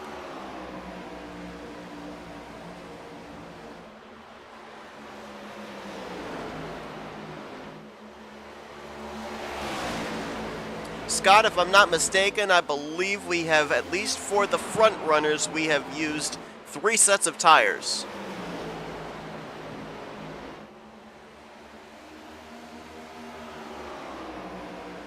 We had 5 sets of tires in the garage, so these drivers do have at least 1 more set that they'll probably have to use on a pit stop here in stage 3, and then they'll have another set that they can utilize if necessary, maybe on a late green flag restart. But I honestly, if I'm up at the front, you probably won't be coming down pit road, giving up that track position, because we saw at the end of, well, the midway portion, I guess we should say, of stage 1, we saw, what was it, half dozen drivers stay out on about 30 plus lap older tires, and 3 or 4 of them were able to hold off the drivers behind them, utilizing track position over tires. So that might be something, if we end up having late race restarts, that we'll see other drivers adopt with their strategy should we see the caution fly late in this race. And yeah, Kyle Holden still sits on pit road, 12 laps down. Really not sure what exactly happened with him. It had to have happened somewhere during the break of stages 2 and 3. Because we didn't see him have any issue prior to that. As battle for this lead continues. These Chevy drivers, though, got to figure it out, because here come the Toyotas. Brandon Cooper and DJ Daniels closing in. Cooper with a little brush there to the outside wall. These next-gen cars are quite durable in one sense. A little brush to the outside wall, not going to really affect it. They are brittle in another sense, though, too. We've seen some drivers take some pretty good shots into the outside wall and have some broken suspension on both the left and right front of their machines, depending on the point of impact. We saw Chris Roberge play some strategy at the beginning of stage number 2, and it has panned out in his favor. He has now found his way up into the 7th position. I mentioned about the fact that last week at Kansas, Roberge had the Hard Charger Award. Let's see where that driver started this race. 27th. 20 spots from his starting position. He may get Hard Charger back-to-back weeks if he can continue to hold down this spot inside of the top 10.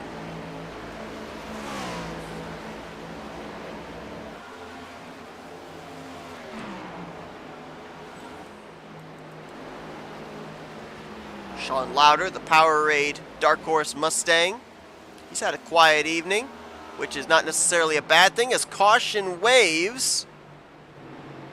And it's going to be CJ Papa who is grinded to a halt up on the top side there. If it looks like that might have been 1 and 2. No, it was in 3 and 4. He and the 32 potentially of Matt Davies might have gotten together. A couple of lap machines. Let's take a look and see what brought out our 6th caution of the evening.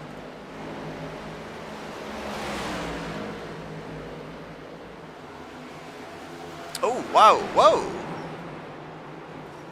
Trey Whitehead caught up in this, and who was that Dizzy Carter I also saw there on the right side of the screen?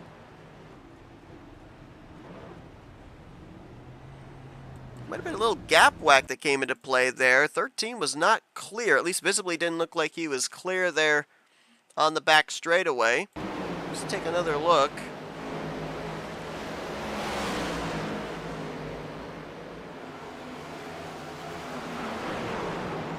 Contact a couple of times there, and yeah, Dizzy Carter was the other machine. Didn't make contact with any other cars, but tank slapped the wall trying to whoa up to avoid this incident.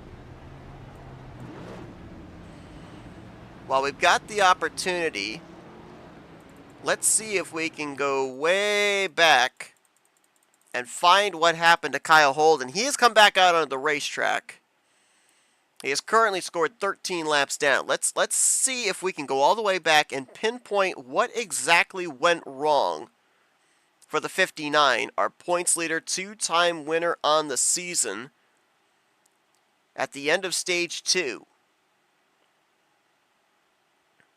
It's going to take a little bit of time, so just bear with me as we try to rewind this all the way back to figure out exactly what happened. So we're bringing it back to when the caution came out, and there's actually damage on that car. You can see there's damage on the right front, so hold on. Let's see if we can bring this replay back further and find where that moment was that he sustained that damage on the right front.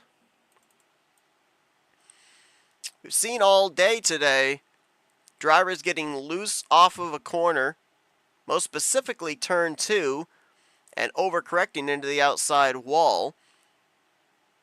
That drew Trey Whitehead onto pit road. He has since fallen off the lead lap and may have also bit our points leader.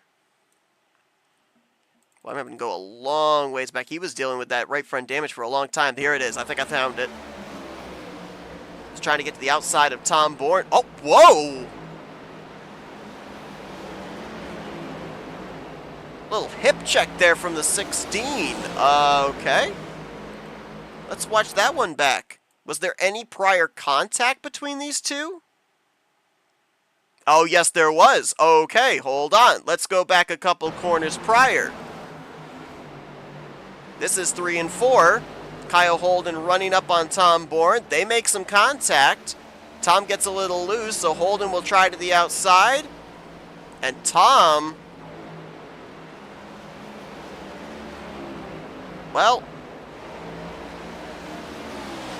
Everybody else at home can make their own judgment, but, well, actually, it would be nice if you guys actually saw the replay, too, wouldn't it? Let's show the replay. Good job, me. We'll let you guys draw your own conclusions. There's off turns 3 and 4. Here's over into turn 1.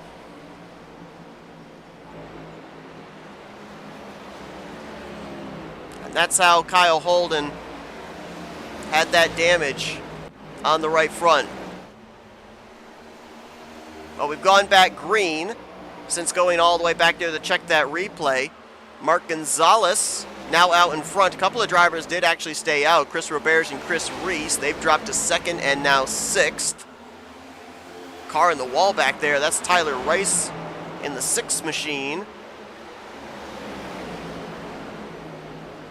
Now he's under fire from Brandon Cooper. Well, people have a running debate on whether a track that is a mile in length is considered a short track. A lot of people say, no, it's not a short track. If it's a mile in length or larger, it's a speedway. But this racetrack, it can feel like you're running on a short track with how difficult it can be to pass, how abrasive it is on the tires, how quickly the lap times tick away here. I mean, we're talking 23-second lap times every single time around. And they said the old adage that short tracks breed short tempers. And we may not have seen the whole full extent of the contact between the 59 and the 16, but we definitely saw the final blow. And I think that we need to keep an eye as well on the 59, who is back out on the racetrack now. If he and the 16 get back in the same vicinity again, that fire might still be smoldering. Kyle Holden is 13 laps down in the 20th position. CJ Papa has taken his car back behind the wall. Looks like he will be credited more than likely around the 24th position, maybe 23rd if Dizzy Carter's not able to get back out on the racetrack. And at this point in time as well, with 17 drivers on the lead lap, all the lap down cars are more than a lap down. So any future cautions we have, if we don't have anybody else fall off the lead lap, will only gain a driver back a lap, but will not put them back on the lead lap. The highest running driver off the lead lap right now would be Matt Metler, and he is -3.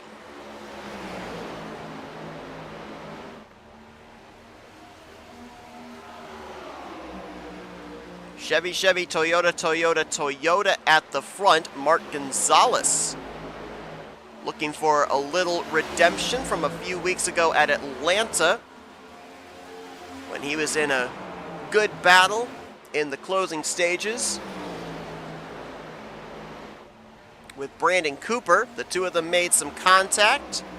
Gonzalez got moved up the racetrack, ended up finishing in the 4th position. Looking for some redemption here tonight, trying to find that first checkered flag of the 2025 season. Alan Dobbs, who I believe now has led the most laps tonight. Kyle Holden had that accolade before Dobbs dominated stage number 2 in the 2nd spot. And Noah Jackson, I don't think this 20 car has fallen out of the top 5 all night long. He's done a great job of managing his tires on the long run, and he has it right up here with these two Chevrolets. 3-man fight for the top position. Then about a 1.5 seconds back to DJ Daniels, currently in the 4th spot. Wonder if he might be saving a little bit there. Brandon Cooper right now in the 5th position, looking for his 2nd win on the season. Got our 77 fan club in the YouTube chat. The guy is currently running in 6th, trying to hold off a hard-charging Sean Lauder. The consistency continues for this 77 team that find themselves 4th in overall points coming into tonight. Lauder in the 7th position. Tom Bourne right now in 8th. How about Jonathan Cogswell? Up in the 9th position. Great run for the 27 car here tonight. Driver that came into this race 7th in overall points. And Jeffrey Kleinsma hanging on to that 10th position. Some good runs for some drivers that have been pretty quiet here this evening, and that's not necessarily a bad thing. You stay under the radar, you stay out of trouble, you don't let Miles the Monster gobble you up, and you could very well find yourself in line with a top 10 finish here at Dover. Tom Bourne on the move, just got by his teammate Patrick McQuaid, moving up to the 7th spot. Now sets his sights on Sean Lauder in the 12 to pick up P6.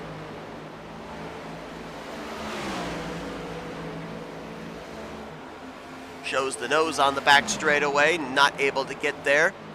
Looks low here through 3 and 4. Can't get the power down off of turn 4 though. Might be able to stay to left rear quarter panel. Yeah, he will.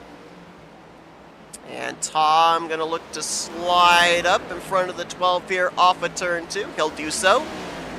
Moves into 6th.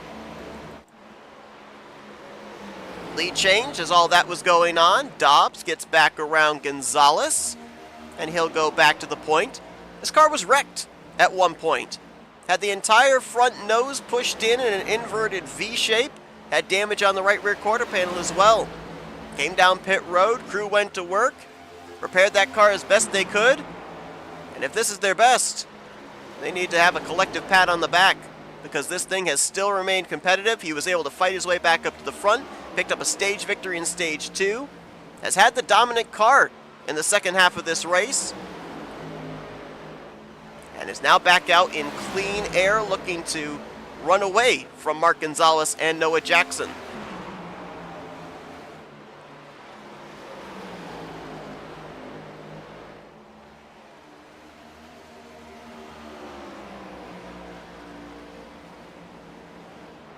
Well, we've tried to cover just about everybody that's on the lead lap here tonight. One driver that I have been remiss in not mentioning that has kept it also on the lead lap this evening would be the number 5 of Chris Hubka.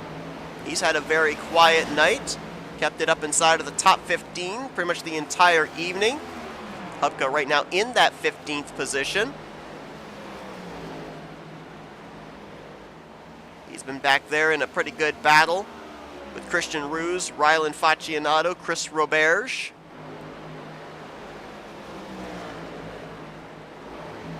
A lot of times at Dover, it's just keep the fenders on it. Just like when we were at Chicago Street Course a couple of weeks ago, it was just keep the car on the racetrack, don't hit anything. At a track like Dover, keep the fenders on it, don't tear up the equipment.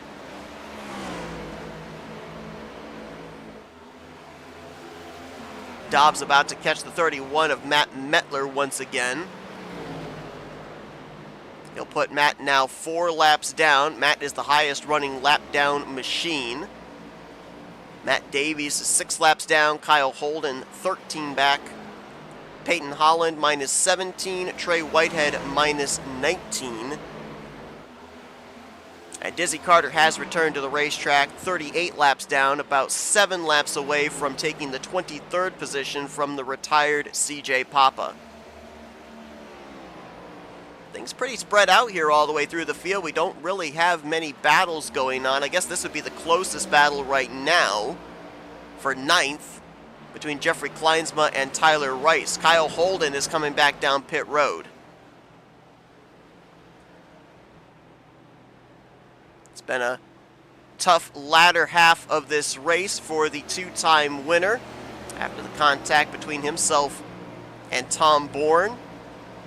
Remember, we're going to another racetrack that races similar to a short track next week at Iowa. Don't know if you want to be starting up some rivalries with that on the horizon, as looks like they're going to at least change the tires on the 59 car.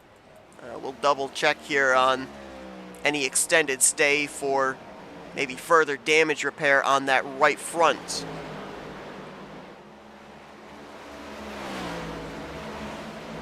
Appreciate everybody tuning into our coverage here tonight. We've been hyping up Iowa. That's next Wednesday night, 9 p.m. Eastern Standard Time. Should be a good one there. I mean, we've had a tremendous race here at Dover. Granted, entirely 2 different racetracks, though similar in length. And great difference in banking. A lot more banking here at Dover. It'll be a lower banking, almost flattish type track that we'll be at next week when we head to the Midwest. But that'll be next Wednesday night on April the 2nd, I believe.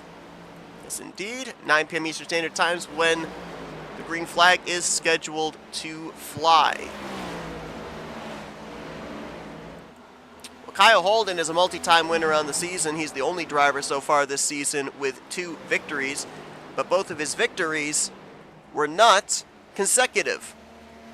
He ended up winning at Richmond, waited a couple weeks later, where he dominated, almost threw away, but dominated the Chicago Street Course. Alan Dobbs last week broke into victory lane at Kansas, and he is looking to be the first driver to win 2 in a row here in the 2025 season.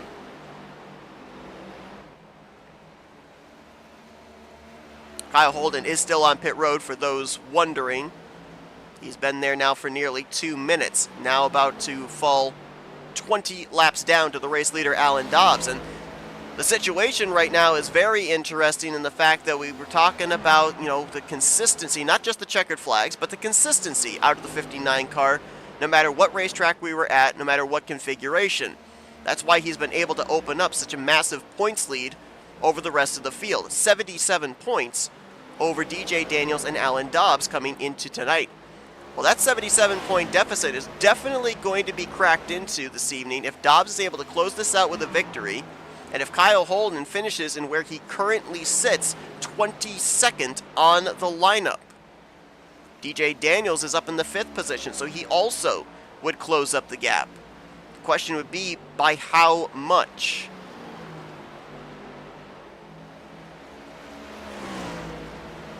Well, I mentioned about the fact that we would be heading into our longest green flag run of the night. We've run 30 laps here on these tires. We've got a little under 80 laps to go. The longest we have seen anybody go on a fuel run, we'd have to go back to Kyle Holden in stage 1, who did not pit the entire stage but had to come to pit road with about 2-3 laps left before the conclusion of that first stage. So we would be thinking more than likely in the range of between 60 to 65 laps. So we'd be right now probably about halfway through a fuel run. So you'd have 2 choices on strategy here as we're looking at the battle for 10th place between Ruse and Gilbert. You could come to pit road in the next 15 laps or so when the window is open to make it the rest of the way on fuel, or you stretch it for an extra 15 laps, go 30 laps further than where we are right now. That'd be around, 45 to go. And then come to pit road for your final pit stop there. We may see a mixed bag of strategy here, as we definitely have seen with drivers that have had to make some unscheduled pit stops be able to blow the doors off those drivers with older tires, as Matt Davies. Just saw him dive onto pit road. Same for Peyton Holland. Couple of Toyotas pitting here. I would assume unscheduled pit stops, but I'm not 100% certain. They are multiple laps down, both of those drivers.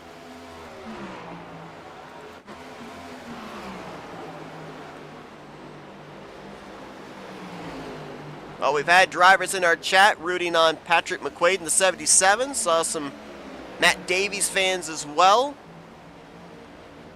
As we start to close in here to 70 laps remaining, let us know in the YouTube chat. Who are you rooting for? Who do you think has the car capable of winning this thing? Could come down to strategy here. And I talked about that this is one of the toughest pit roads to get onto under green flag conditions. A lot of these drivers have not made a green flag pit stop yet.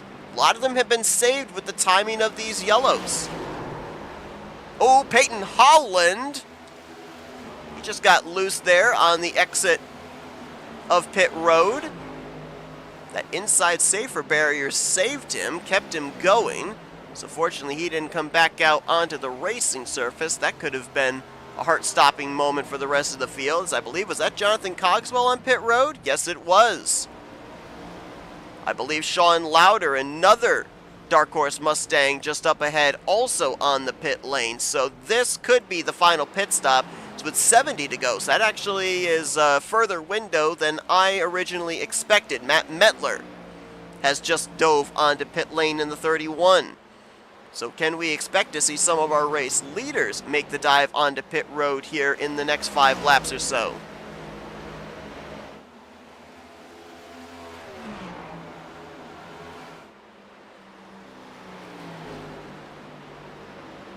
If we look at the fastest laps laid down by the drivers inside of the top 5 to the lap times that they are running right now, there's a second and a half to be gained on fresh tires if you can nail a couple of good out laps.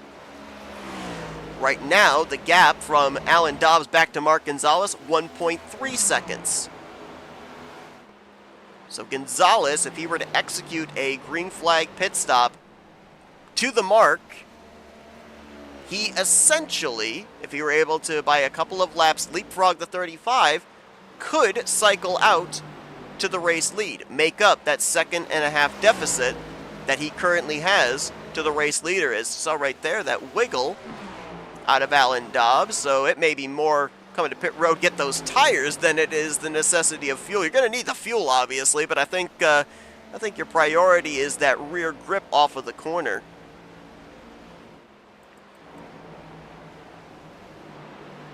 Fourth place, Tom Bourne, Brandon Cooper. Got the fresh tires of Peyton Holland just behind as they make their way around the 62 of Chris Reese.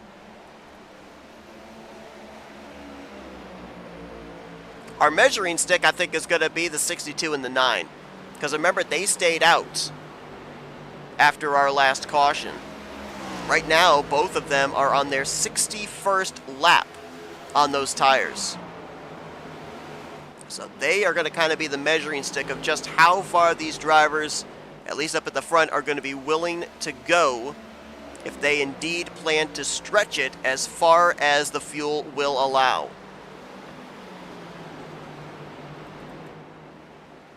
There is Roberge. He's the last car on the lead lap right now in 14th. Our Daytona winner, Chris Reese, just fell a lap down. First car -1 in the 15th position. Just trying to hang on. Looks like up to 8th place has lapped him right now. DJ Daniels just up ahead in the 96. And ooh, contact as Cogswell on fresh tires makes his way on by. Chris Roberge just got put a lap down by the race leader as Alan Dobbs continues to set a pretty blistering pace despite the old tires. Roberge is in. 63 laps he went before coming down pit road. I think we can maybe expect Chris Reese in momentarily as well. So that's about 60 to 65 laps right there that these drivers gambled on as far as they made it with their tires. Just look at the speed difference right there. That's the 14 of Christian Ruse going on by. He's got nearly 50 lap old tires. But it looked like he was able to carry about 10-15 miles per hour corner speed more than the 62, who I think, well, he was very low there coming off of turn 2. Yeah, I think the 62 is coming to pit road this time. Watch the entry onto pit road. Look how tough this is. Well, he's going to take it somewhat easy. Is that DJ Daniels up ahead of him? It is. The 96 on pit road from 8th place. So the strategy beginning here with 60 laps remaining. Window open to make it the rest of the way. DJ Daniels looking for his second win on the season. Don't know if this will be a race-winning strategy, but it could certainly propel him up into the top 5. As we await to see if this will now draw more of the race leaders onto pit road.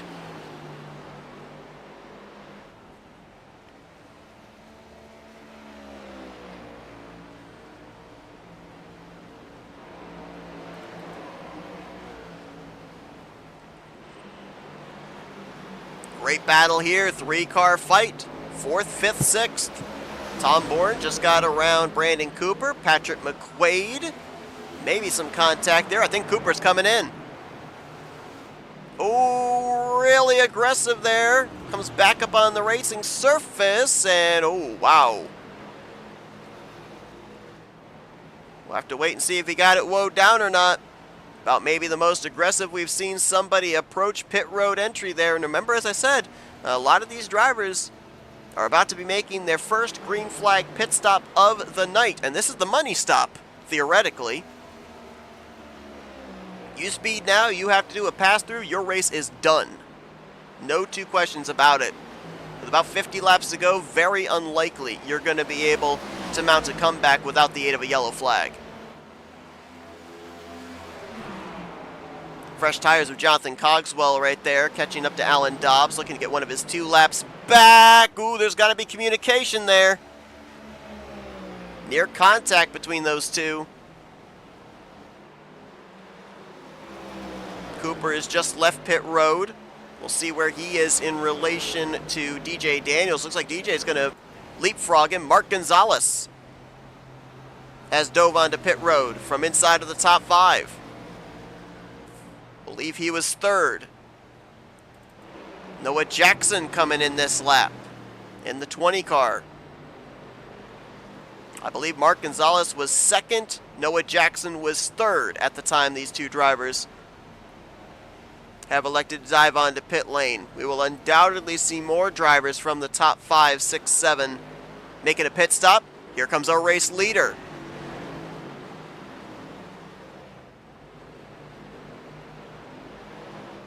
Two things you have to worry about when you're coming onto pit road. The first line has the commitment box. You have to have all 4 tires on the left side of it. You cannot touch that orange box, or it is considered a penalty. It's like having a cone out there, except you really can't have a physical cone or it would probably get knocked down, so they have an orange painted box. Then the second yellow line after the pit road starts, that is where timing begins for pit road speed. Patrick McQuaid is now out in front. First time that he has tasted the clean air of the lead, and the caution is waving. Big wreck heading on to, I believe that's into turn 1 on the front straightaway. Jeffrey Kleinsma in the 15. I saw the 62 of Christopher Reese as well. This throws a huge monkey wrench into the pit strategy now. The last thing that any of the drivers that just made a pit stop wanted to see. Dobbs, Cogswell, Lauder, Daniels, Cooper, Jackson, they're all a lap down. They'll be able to probably take the wave around, but this is going to be rather convoluted in what our restart lineup is going to look like. As here's a look at what brought out the yellow. Kleinsma just got flat out loose. And he would have clobbered the inside wall if the 62 of Christopher Reese had not been there. Still makes some pretty good contact with the inside safer barrier regardless. 7th caution of the evening.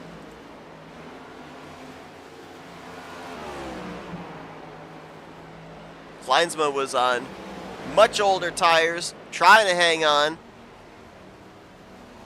Right there. I mean, as soon as the back end steps out, nose is pointed, you got 2 choices. Either try to overcorrect it and right front into the outside wall, or try and gradually bring the front end back around, but at that point, car's got a mind of its own. There's nothing you're going to be able to do to save it.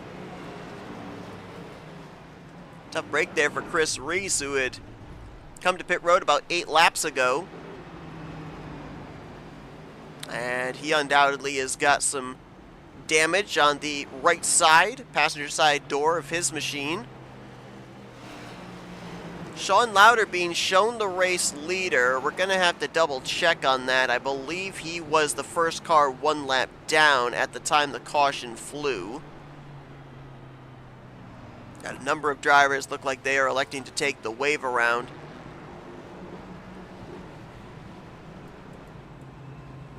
Yeah, Lauder is now dropping back. as the free pass car. So Tom Bourne is actually, it looks like, going to be the leader when we go back green. Patrick McQuaid will be second. Tyler Rice, Christian Roos, Chris Hubka look like they are going to be the top 10. So now, a race that has been dominated by the Toyotas and the Chevrolets now finds 4 of the bow ties up inside of the top 5. Sean Lauder, the free pass car, is going to be 6th. Looks like the rest of the cars are wave around cars. We're going to have 12 of them on the lead lap, with DJ Daniels, make that Jeffrey Kleinsma rather, in 7th, Rylan Faccianato in 8th, DJ Daniels in 9th, and Brandon Cooper in 10th, then Noah Jackson, Alan Dobbs. Going to be the 12 drivers on the lead lap here on the upcoming restart, which is going to be with less than 50 to go. Lights are still on the pace car. Mark Gilbert, Jonathan Cogswell, Chris Roberge, they are 13th through 15th, 1 lap down, so they will be in a tooth and nail fight for the free pass position should we get another caution. Chris Reese, 2 laps down. Mark Gonzalez, 2 laps down, so the timing of that yellow could not have been worse for that driver, who was up in the top 5 for most of the day. And those are the drivers, conceivably, that could have a shot of getting back on the lead lap. But for Chris Reese, Mark Gonzalez, you're talking about 5 cautions between now and the end of the race. We do have 3 green-white checkers available for overtime if necessary, but the odds are not necessarily in your favor now, this late in the going, of getting back on the lead lap and having a shot of finishing this race out with a top 10.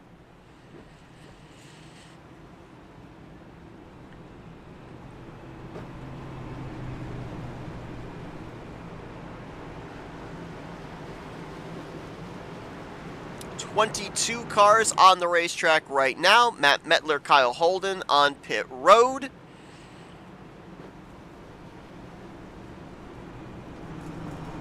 And a rather interesting looking restart here as Rylan Faccianato on back. All those are wave around cars, so they have to start at the tail end of the longest line, which is the inside line that had 3 lead lap cars. Outside line had 2 lead lap cars, so it is a string of cars on the inside line all the way back through the rest of this field, as Tom Bourne, looking for his first win of the season, will get us back under green. He chose the inside line. We have not seen a race leader choose the inside line here all night long, but it works out in his favor.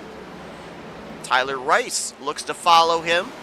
He will do so. Moves to 2nd place in front of McQuaid. Christian Roos will run 4th, and Chris Hubka in the 5th position. I believe Rylan Faccianato also was on the lead lap when that caution flew, so 6 drivers were able to come down pit road, take on fresh tires. You look at drivers back behind them, most notably DJ Daniels, Brandon Cooper. They are at about a 10-lap deficit on the tires around them. DJ Daniels, 14 laps on his tires. Brandon Cooper, 11 laps on his tires. Remember, those two had to take the wave around to get their laps back. And they came to pit road somewhat early during that green flag pit stop cycle. Noah Jackson, 9-lap old tires for his machine. That's about 4 laps older than those up at the front. And Alan Dobbs, 8-lap old tires, about 3 laps older than those up at the front of the field.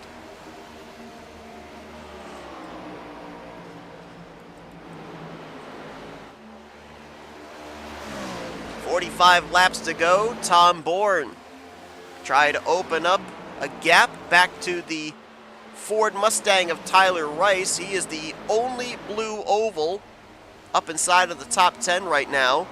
Next closest Ford would be Sean Lauder, who's the last car on the lead lap in the 12th position. You look at Tyler Rice in his first couple of starts here in the series.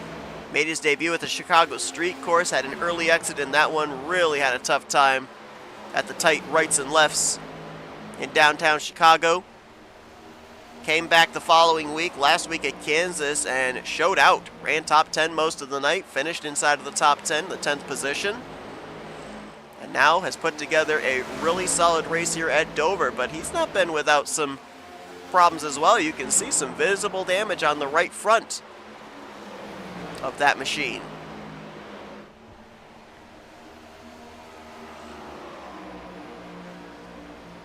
Well, aerodynamics definitely comes into play. Handling definitely comes into play at a track like Dover, but provided the engine is still intact, you don't necessarily have to have a car that's going to win a beauty contest to be competitive. Case in point, Alan Dobbs. Saw him go around, get a lot of damage on the right rear front end of his race car. Worked his way back up to the front, won the second stage, was dominating this third stage until getting caught out on pit road just after he made a green flag pit stop.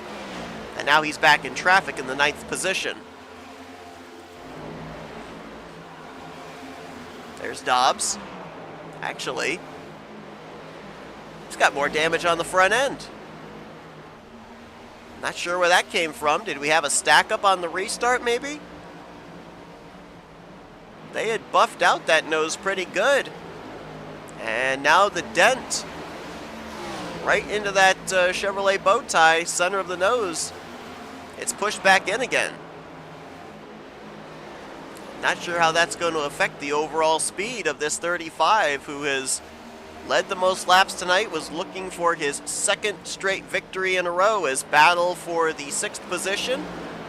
DJ Daniels, those old tires catching up with him here, as both Brandon Cooper and Noah Jackson will make their way around him. Daniels, in a matter of a couple of corners, goes from 6th to 8th.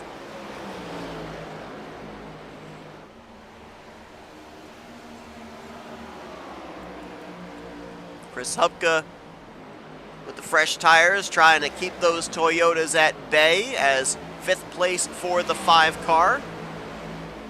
Cooper is closing in though, as is Jackson.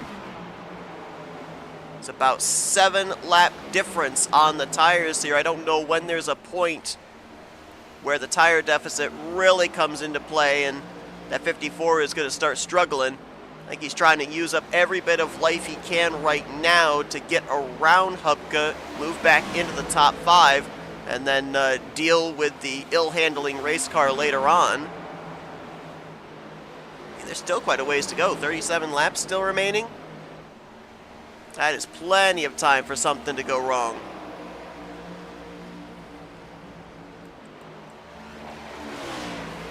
As Tom Bourne continues to lead, we'll follow up on the 17 of Mark Gilbert, who I believe may have just come down pit road and made the left-hand turn to the garage. If he did, he will be the 5th retiree from the race, and we may have a 6th.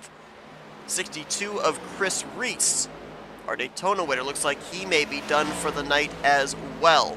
We'll double check on that, make sure that the retirement is official. Could be connection problems. They may reconnect back into the server and continue on. We'll give a little bit of time before we give a confirmation on those potential DNFs. What a crazy race this has been from start to finish. Yet Kyle Holden captured his 5th pole of the season. Was really strong first stage of this race. Had to make a pit stop in the closing stages of stage 1, giving up the stage victory. Made some contact with Tom Bourne that killed his race car, put him multiple laps down. He's in the 23rd position right now, still on pit road. Trey Whitehead picked up the victory in stage 1, but he had a moment off of turn 2. Hit the outside wall, completely broke the right front suspension. He's still running, but he is 19 laps down in 20th.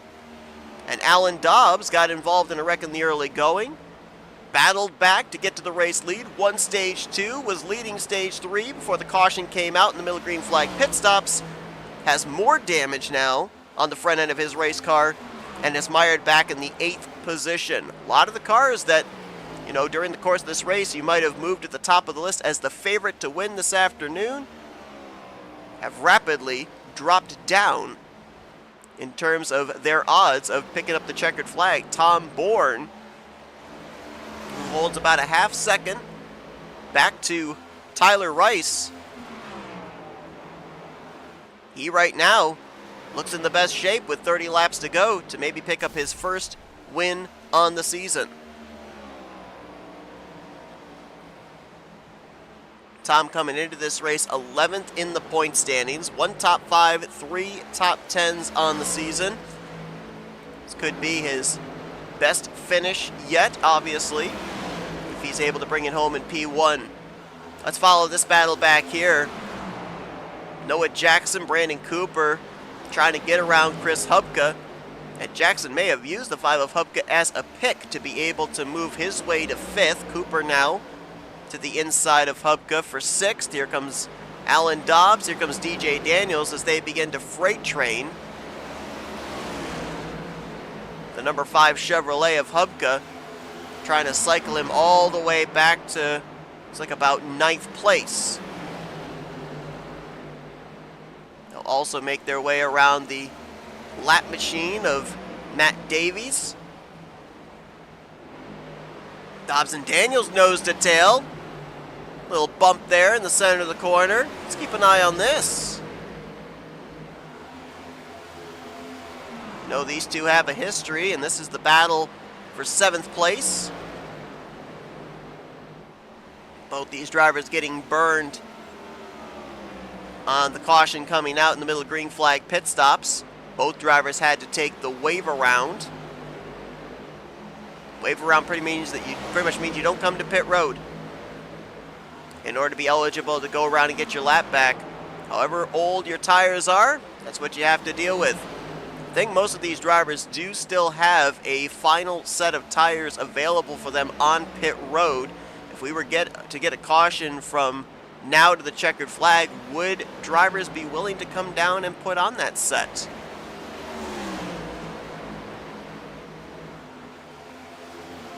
If you're at the front of the field, I don't know, maybe not. If you're back here, 6th, 7th, 8th, there's only 12 cars in the lead lap, I think you would absolutely come down pit road, take on those fresh tires.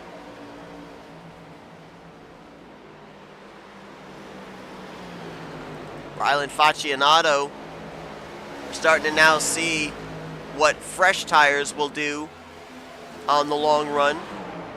He has 10 lap fresher tires than DJ Daniels, 3 lap fresher tires than Alan Dobbs, and you can see he's able to really rotate through the center of the corner, get some good straight line speed down the front stretch.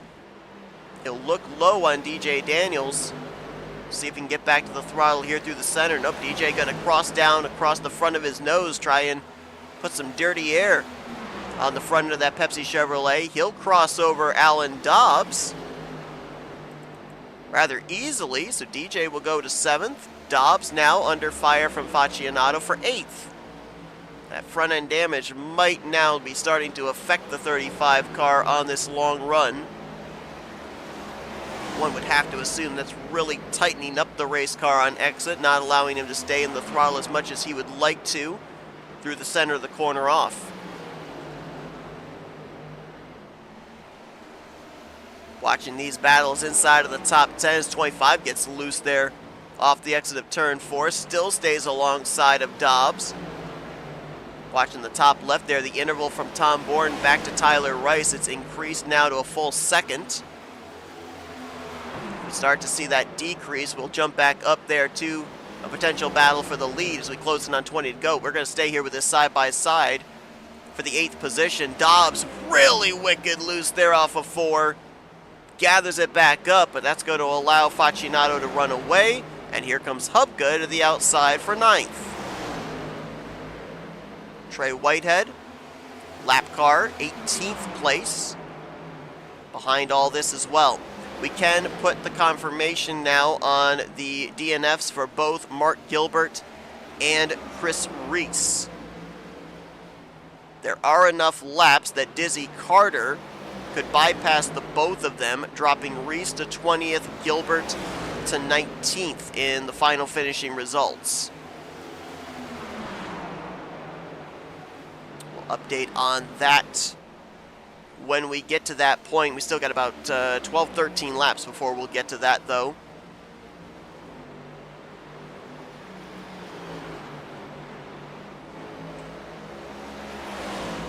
Cooper and Daniels for 6th. Daniels looks to the bottom. Little push up there off the inside line. Trying to maybe force a little bit of breathing space to be able to get back to the throttle through the center. Another deep dive into turn 1, and he will clear off of turn number 2. So DJ Daniels, in the span of a couple of laps, moves from 8th back to 6th, albeit over 9 seconds away from the race leader.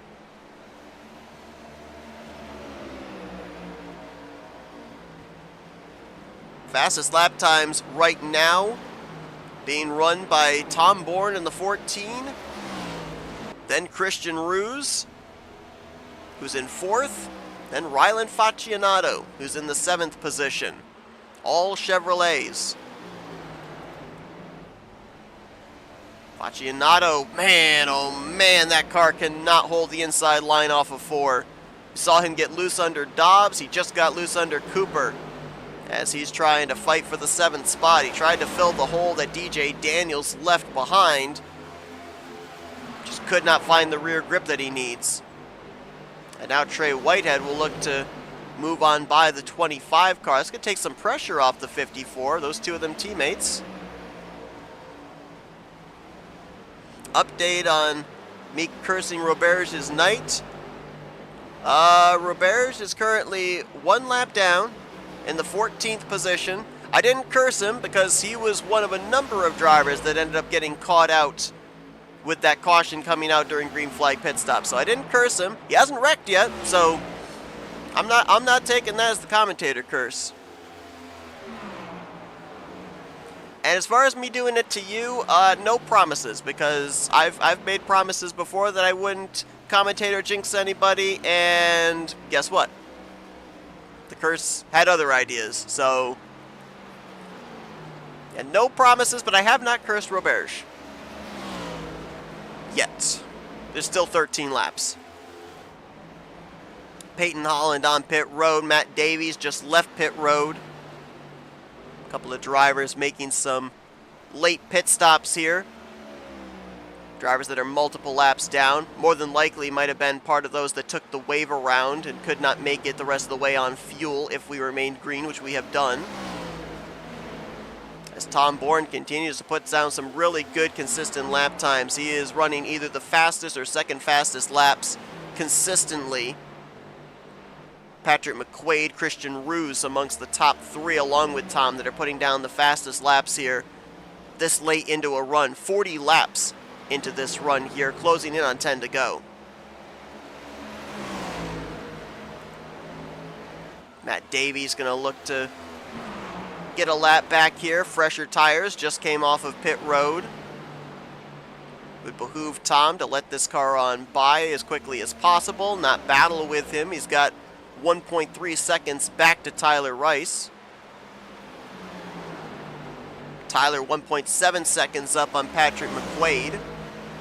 Then 1.8 seconds back to Ruse, 2.9 back to Noah Jackson. There's really no battle here going on in the closing stages inside of the top 5. Best battle right now would be for 7th with less than 10 to go. Brandon Cooper with about 3, maybe 4 car lengths going into 3 over Rylan Faccianato.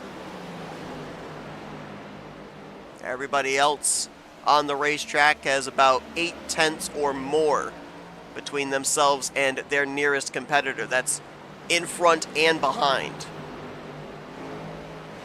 Curse confirmed? Okay, well, if you say so. I don't think I cursed him.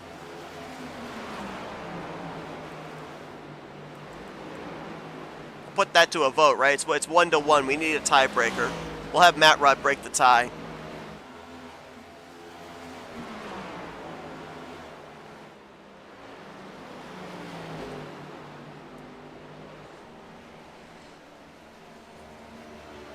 Tom Bourne trying to set the fastest laps he possibly can here at Dover because he wants to get around, look up at the flag stand off turn 4 and see the white flag waving. He does not want to see this thing go into overtime.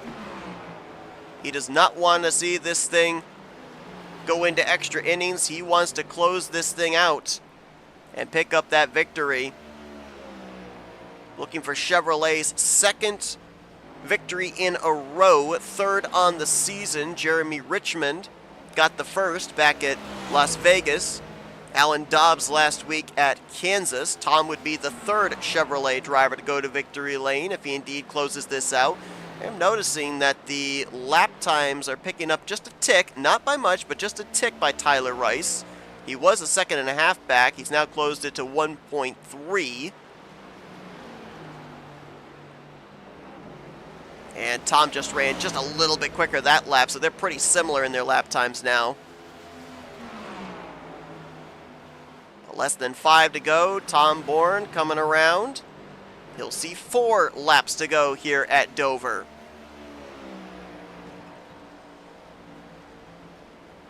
Tom Bourne out of residency of New York City, so a Northeasterner.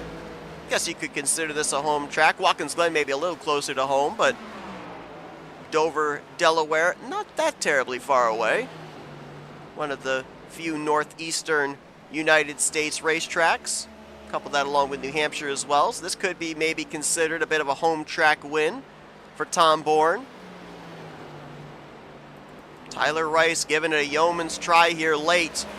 Has closed the gap up now to within a second, but he does have quite a bit of distance to close up on Tom Bourne.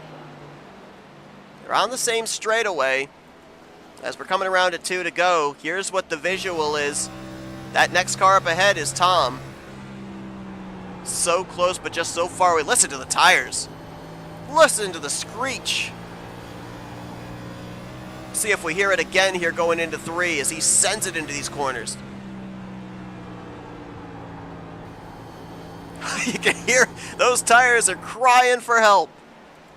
Tom Bourne, though, sees the sight he's wanted to see. White flag displayed over the hood of his number 16 Chevrolet. 1 mile away from his first win on the 2025 season for the Grind Cup Series through 3 and 4.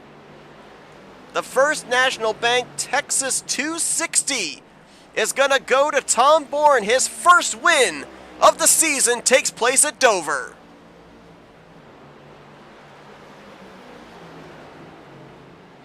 Chris Rice will bring it home in second. Patrick McQuaid in third. That's your podium finishers who we'll be talking to post-race. Christian Ruse will bring it home in fourth with Noah Jackson completing the top 5. Daniels, Cooper, Faccianato, Dobbs, and Hubka. Your top 10. Top 10 runs for Daniels and Dobbs will allow them to close up the points gap between themselves and Kyle Holden. We'll have to wait till next week to find out by just how much. As Tom Bourne burns it down here at the Monster Mile. Can't have much tire rubber left. That final run to the checkers, 50 laps.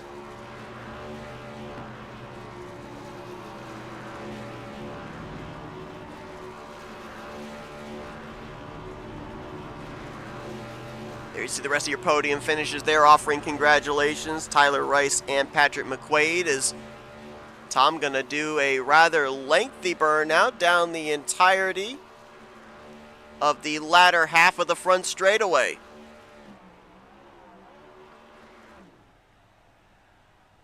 You can always tell the elation level, the excitement level of a driver by the celebration on the front straightaway.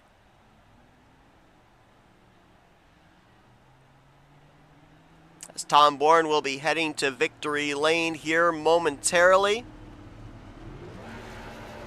Oh, celebration's not over. We're going to do some more burnouts. Why not? If you got the rubber, use it up.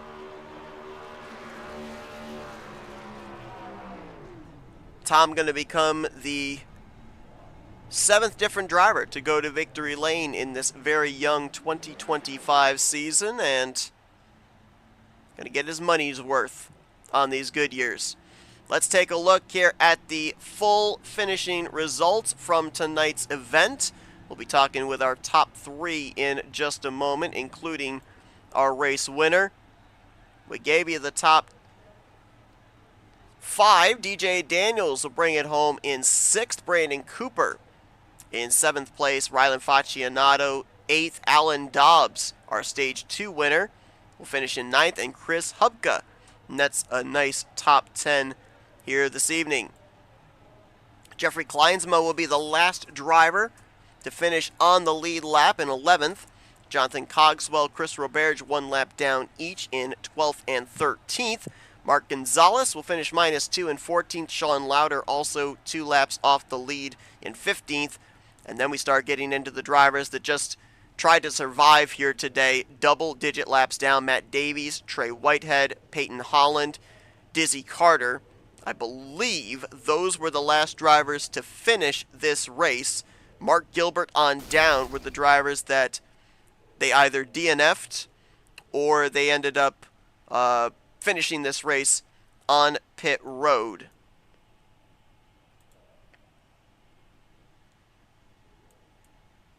There are those said drivers. As we look at the rest of the finishing results, most notable drivers there, obviously Kyle Holden, the points leader coming into this one, nearly 100 laps down. And you saw there on that other list, the 23 of Trey Whitehead, finishing in the 17th position, our Stage 1 winner. Certainly not the end of the night that he was looking for after getting started on such a high note. All right, that's going to take us into our FRN post-race wind-down. And it's time to talk with some of the drivers about what they had to deal with here tonight, with each other on the racetrack, with Miles the Monster, this concrete coliseum. Let's see if we can dial up the driver that brought it home in the 3rd position. Let's get a hold of Patrick McQuaid. Hey, Patrick, it's Seth up here in the FRN booth. You got a copy, my friend? Yes, sir.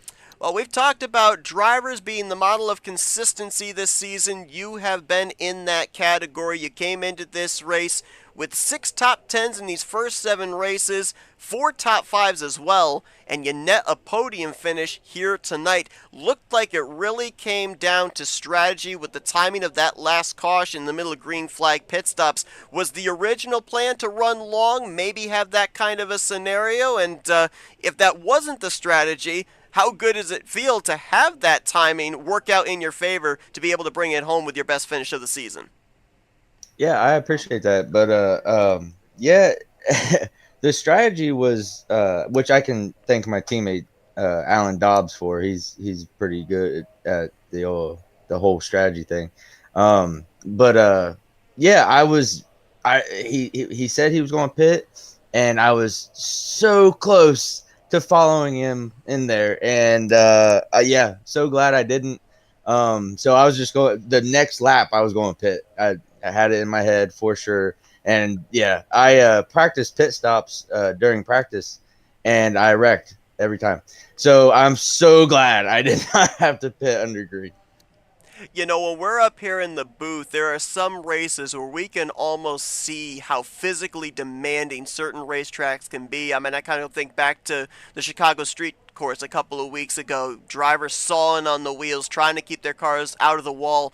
Kind of the same thing here tonight. It would seem like we'd get about maybe 10-15 laps into the run, and your cars just had minds of their own, slipping and sliding around tight off of the corner. I tried my best to explain to the viewers here tonight just exactly what you guys are experiencing in those race cars at a track as difficult as this worn-out concrete surface at Dover. But can you give us a more in-depth driver point of view of just how grueling this race was for you guys here tonight at this venue? Yeah, I kind of treat it like a little Darlington. Going deep, kind of diming out. So you're playing with the throttle a lot, or at least I am. So that kind of takes a toll. I actually fixed my Fanatec slip angle for my pedals, so the vibration of just sliding, into the corner and whatnot, my legs are still tingling. So that kind of bothered me a little bit toward the end. I didn't expect it to do it that much, but yeah. And then of course, coming out on exit, the walls stick out, very weirdly, and they come up super fast. So if you don't time that run, coming out of turn 2 and turn 2 and 4, yeah, you're going to smack it. But it's very mentally grueling for sure. You know, always thinking, okay, you know, I gotta time it here every single lap for 261 laps. It takes a toll. I'm sweating for sure. Well, we talk about this being your best finish of the season, bettering it by one position over the fourth place you got back at Richmond. Now we're going to another short track next week at Iowa. Some similarities, maybe, probably a whole lot of differences as well. But with the great run you had when we were in Virginia, what does that do as far as your confidence? Also, following up this podium finish here tonight, heading into the Midwest next week.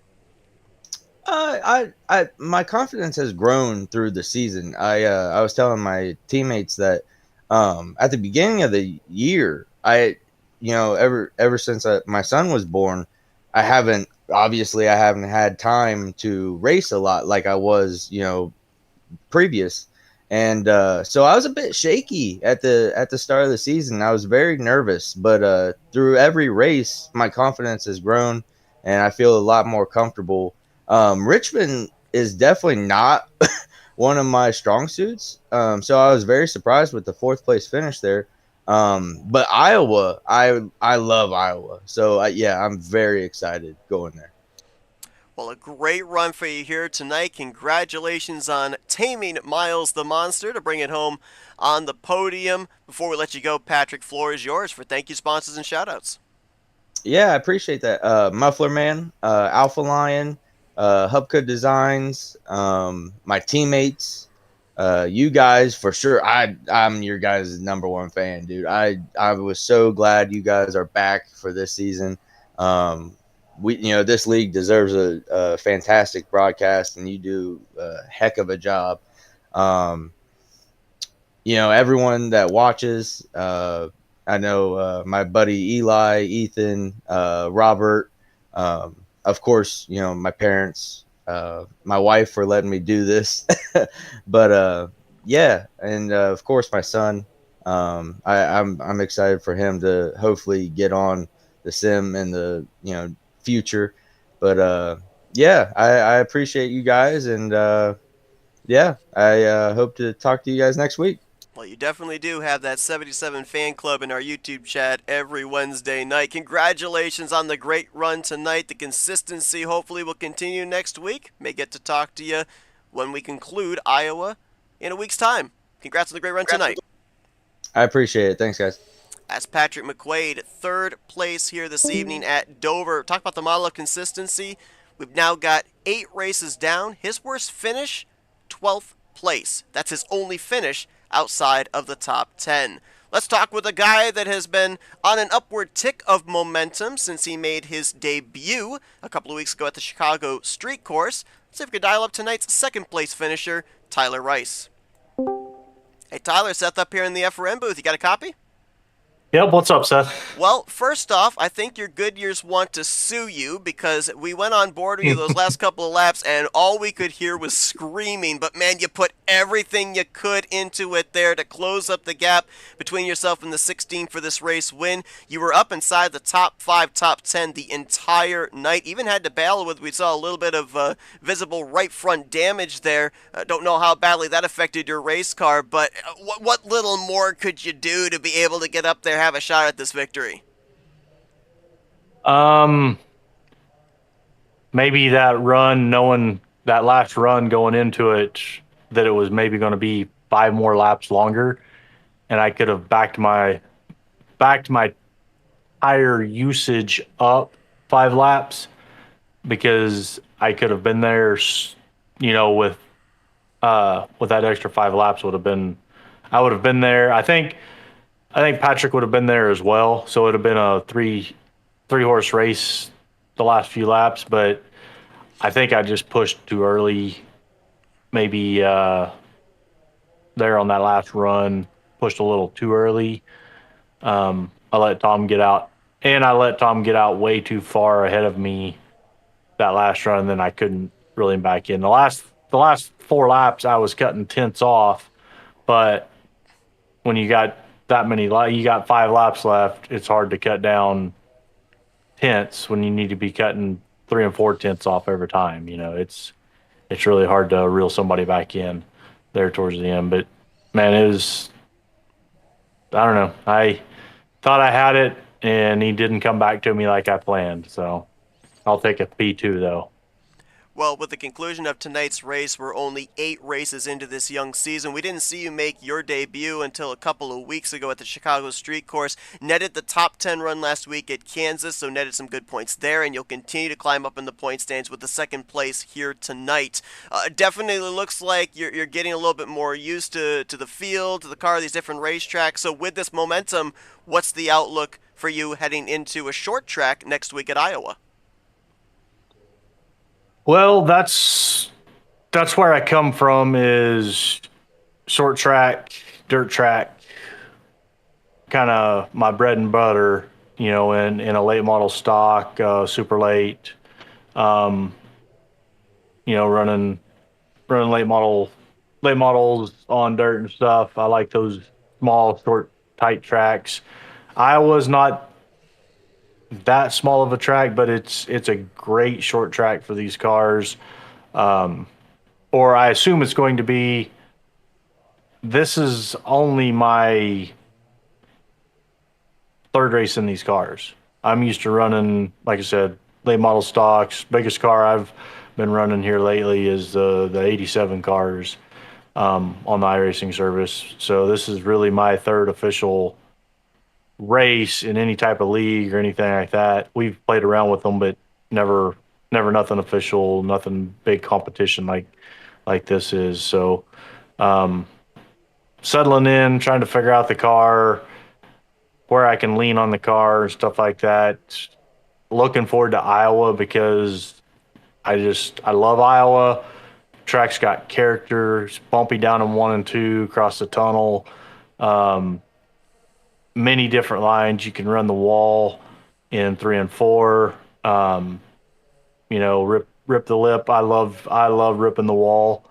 So if I get a chance to rip the wall and fast and make time, I'm gonna try to put her on the wall and rip the wall. So if this car allows for ripping the wall next weekend or next week, you'll probably see a little bit of ripping the wall in 3 and 4. So hopefully that's the case. We'll see how it goes.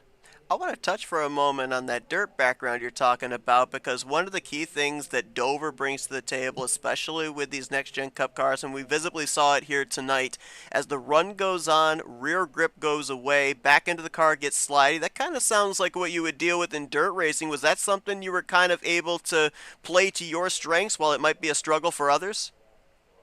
Oh yeah, there was plenty of times where I'd start losing grip over the run and I'd have to adapt. And that's the thing with dirt, is as the track loses grip or or it goes the other way and it starts gripping up more, there's just so much stuff that could happen with a dirt track. And it's like how this was, there's so much rubber laid down that, especially off of 4, how that transition out of the corner onto the straight, a lot of people lose it there. And I wiggled several times, rubbed the wall. I'm sure the damage I have on this car is from rubbing the turn full wall coming off the corner, where I swing it, just let her go to the wall a little too far and not catch it before I got to the wall, and I'd rub the wall.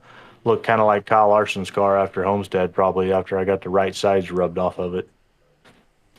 Well, you still managed to bring the thing home in the second position. I said it at Dover, while it is somewhat high speed, you don't necessarily have to have your car win a beauty contest to be fast, and you proved that here tonight, bringing it home with a solid podium finish, your first top 5 of the season. Congratulations on that. Yeah, with what you've kind of given us here, the food for thought. Can't wait to see what this 6 is able to do when we get to that short track next week at Iowa. Before we let you go, though, Tyler, we're going to turn it over to you for some thank you sponsors and shout-outs.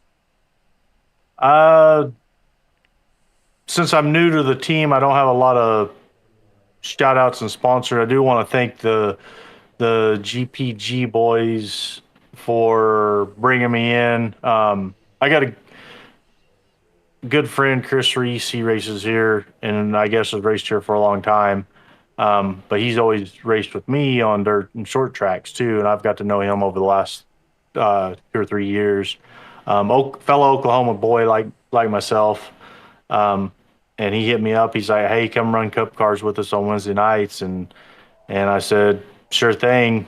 And so I joined up with him and all the guys over there, the whole group. There's 4 or 5 guys in there, and they've all just kind of welcomed me in, and we all kind of bounce strategies off each other. So just want to thank those guys for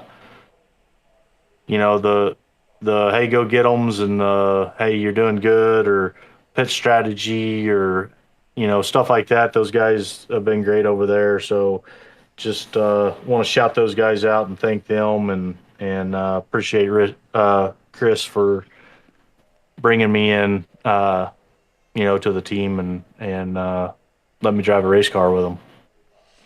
Well, Tyler, congratulations on your best finish so far this season. Second place here at the Monster Mile of Dover. Very difficult racetrack. Job well done. Best of luck next week when we get to Iowa. Thanks, Seth. Appreciate it. Tyler Rice, the highest finishing of the Fords, the only Ford to net a top 10 finish here tonight. All right, let's go down to Victory Lane and dial up our 7th different winner on the season. Let's see if we can get a hold of Tom Bourne. Hey, Tom, Seth up here in the FRM booth. Got a copy? Yeah, I got you, man. Oh, we saw that lengthy celebration out there on the front straightaway. Can definitely tell the sense of elation, maybe the sense of relief. We look at your statistics coming into tonight. It's kind of been feast or famine for this 16 car, yet you still came into this evening's race just outside of the top 10 in the point standings. How good does it feel to park this thing in Victory Lane? Because you kind of go back to the hardships you had at Chicago Street Course. You had that early exit from the Atlanta Motor Speedway. Does this make up for all of that hardship? I don't think it makes up for all of it. I think it definitely puts things in the right direction, but ultimately we've got a full season ahead of us, and it's still early. Hopefully we got all the bad luck out of the way. And it's basically I finish well or I don't finish at all. It was definitely, I expected better from myself in the first part of the season so far, and I just haven't executed. I've made dumb little mistakes that have cost me possible good finishes or just ending races early, and that's just not who I am as a driver or a competitor. And I've been trying to help out Ruse and McQuaid and stuff like that ever since the season started, and I'm going to continue helping them out, but I think I have kind of stopped focusing on me a little bit to make sure I just end up getting good finishes. Well, here today, we obviously knew that the big talking point was going to be tires. Observations I was making, especially in the early portion of this race, was those that were going to preserve the tires, those that might use it up a little bit. We saw you make a charge up there into the top 3 and then start fading back to the latter half of the top 10. Was that a case of using up those tires, and how did you have to kind of adapt to kind of rein yourself back here for these long runs we had tonight? Ultimately, that 50-lap run out in front in clean air to the checkered flag. Yeah, actually, it was me burning off every single percentage of my right front tire that first stage. The caution came out as I scraped the wall a little bit, and I blew the tire, and I genuinely thought that little scrape of the wall destroyed my suspension or anything along those lines, to where I have a meatball, and I'm like, wait, nope, tire. But anyway, I wanted to use the first stage as a learning point, because in practice, yeah, me and Alan were going back and forth, and even Patrick were trying to figure out like tire wear and how long over like a 30-40 lap run. But we had no traffic, and that was one of the biggest issues that we were having in the race, was traffic. I mean, I understand Alan was, out front for a little bit, so he didn't really have to deal with that. But, me and Patrick, we had to deal with the traffic, and we needed to figure it out. And I keep forgetting that sometimes slower is faster, and that's what I kind of figured out. I literally said to my team on lap 180, I'm like, I figured this out now. And, I made the adjustments to where I saved tire more with my driving style, and ultimately we just got the caution to fall at the right time, and we ended up in a good spot. Now, we do have to go back. We would look back at the replay of the contact between you and the 59 through 3 and 4, and then the follow-up contact over into turn 1.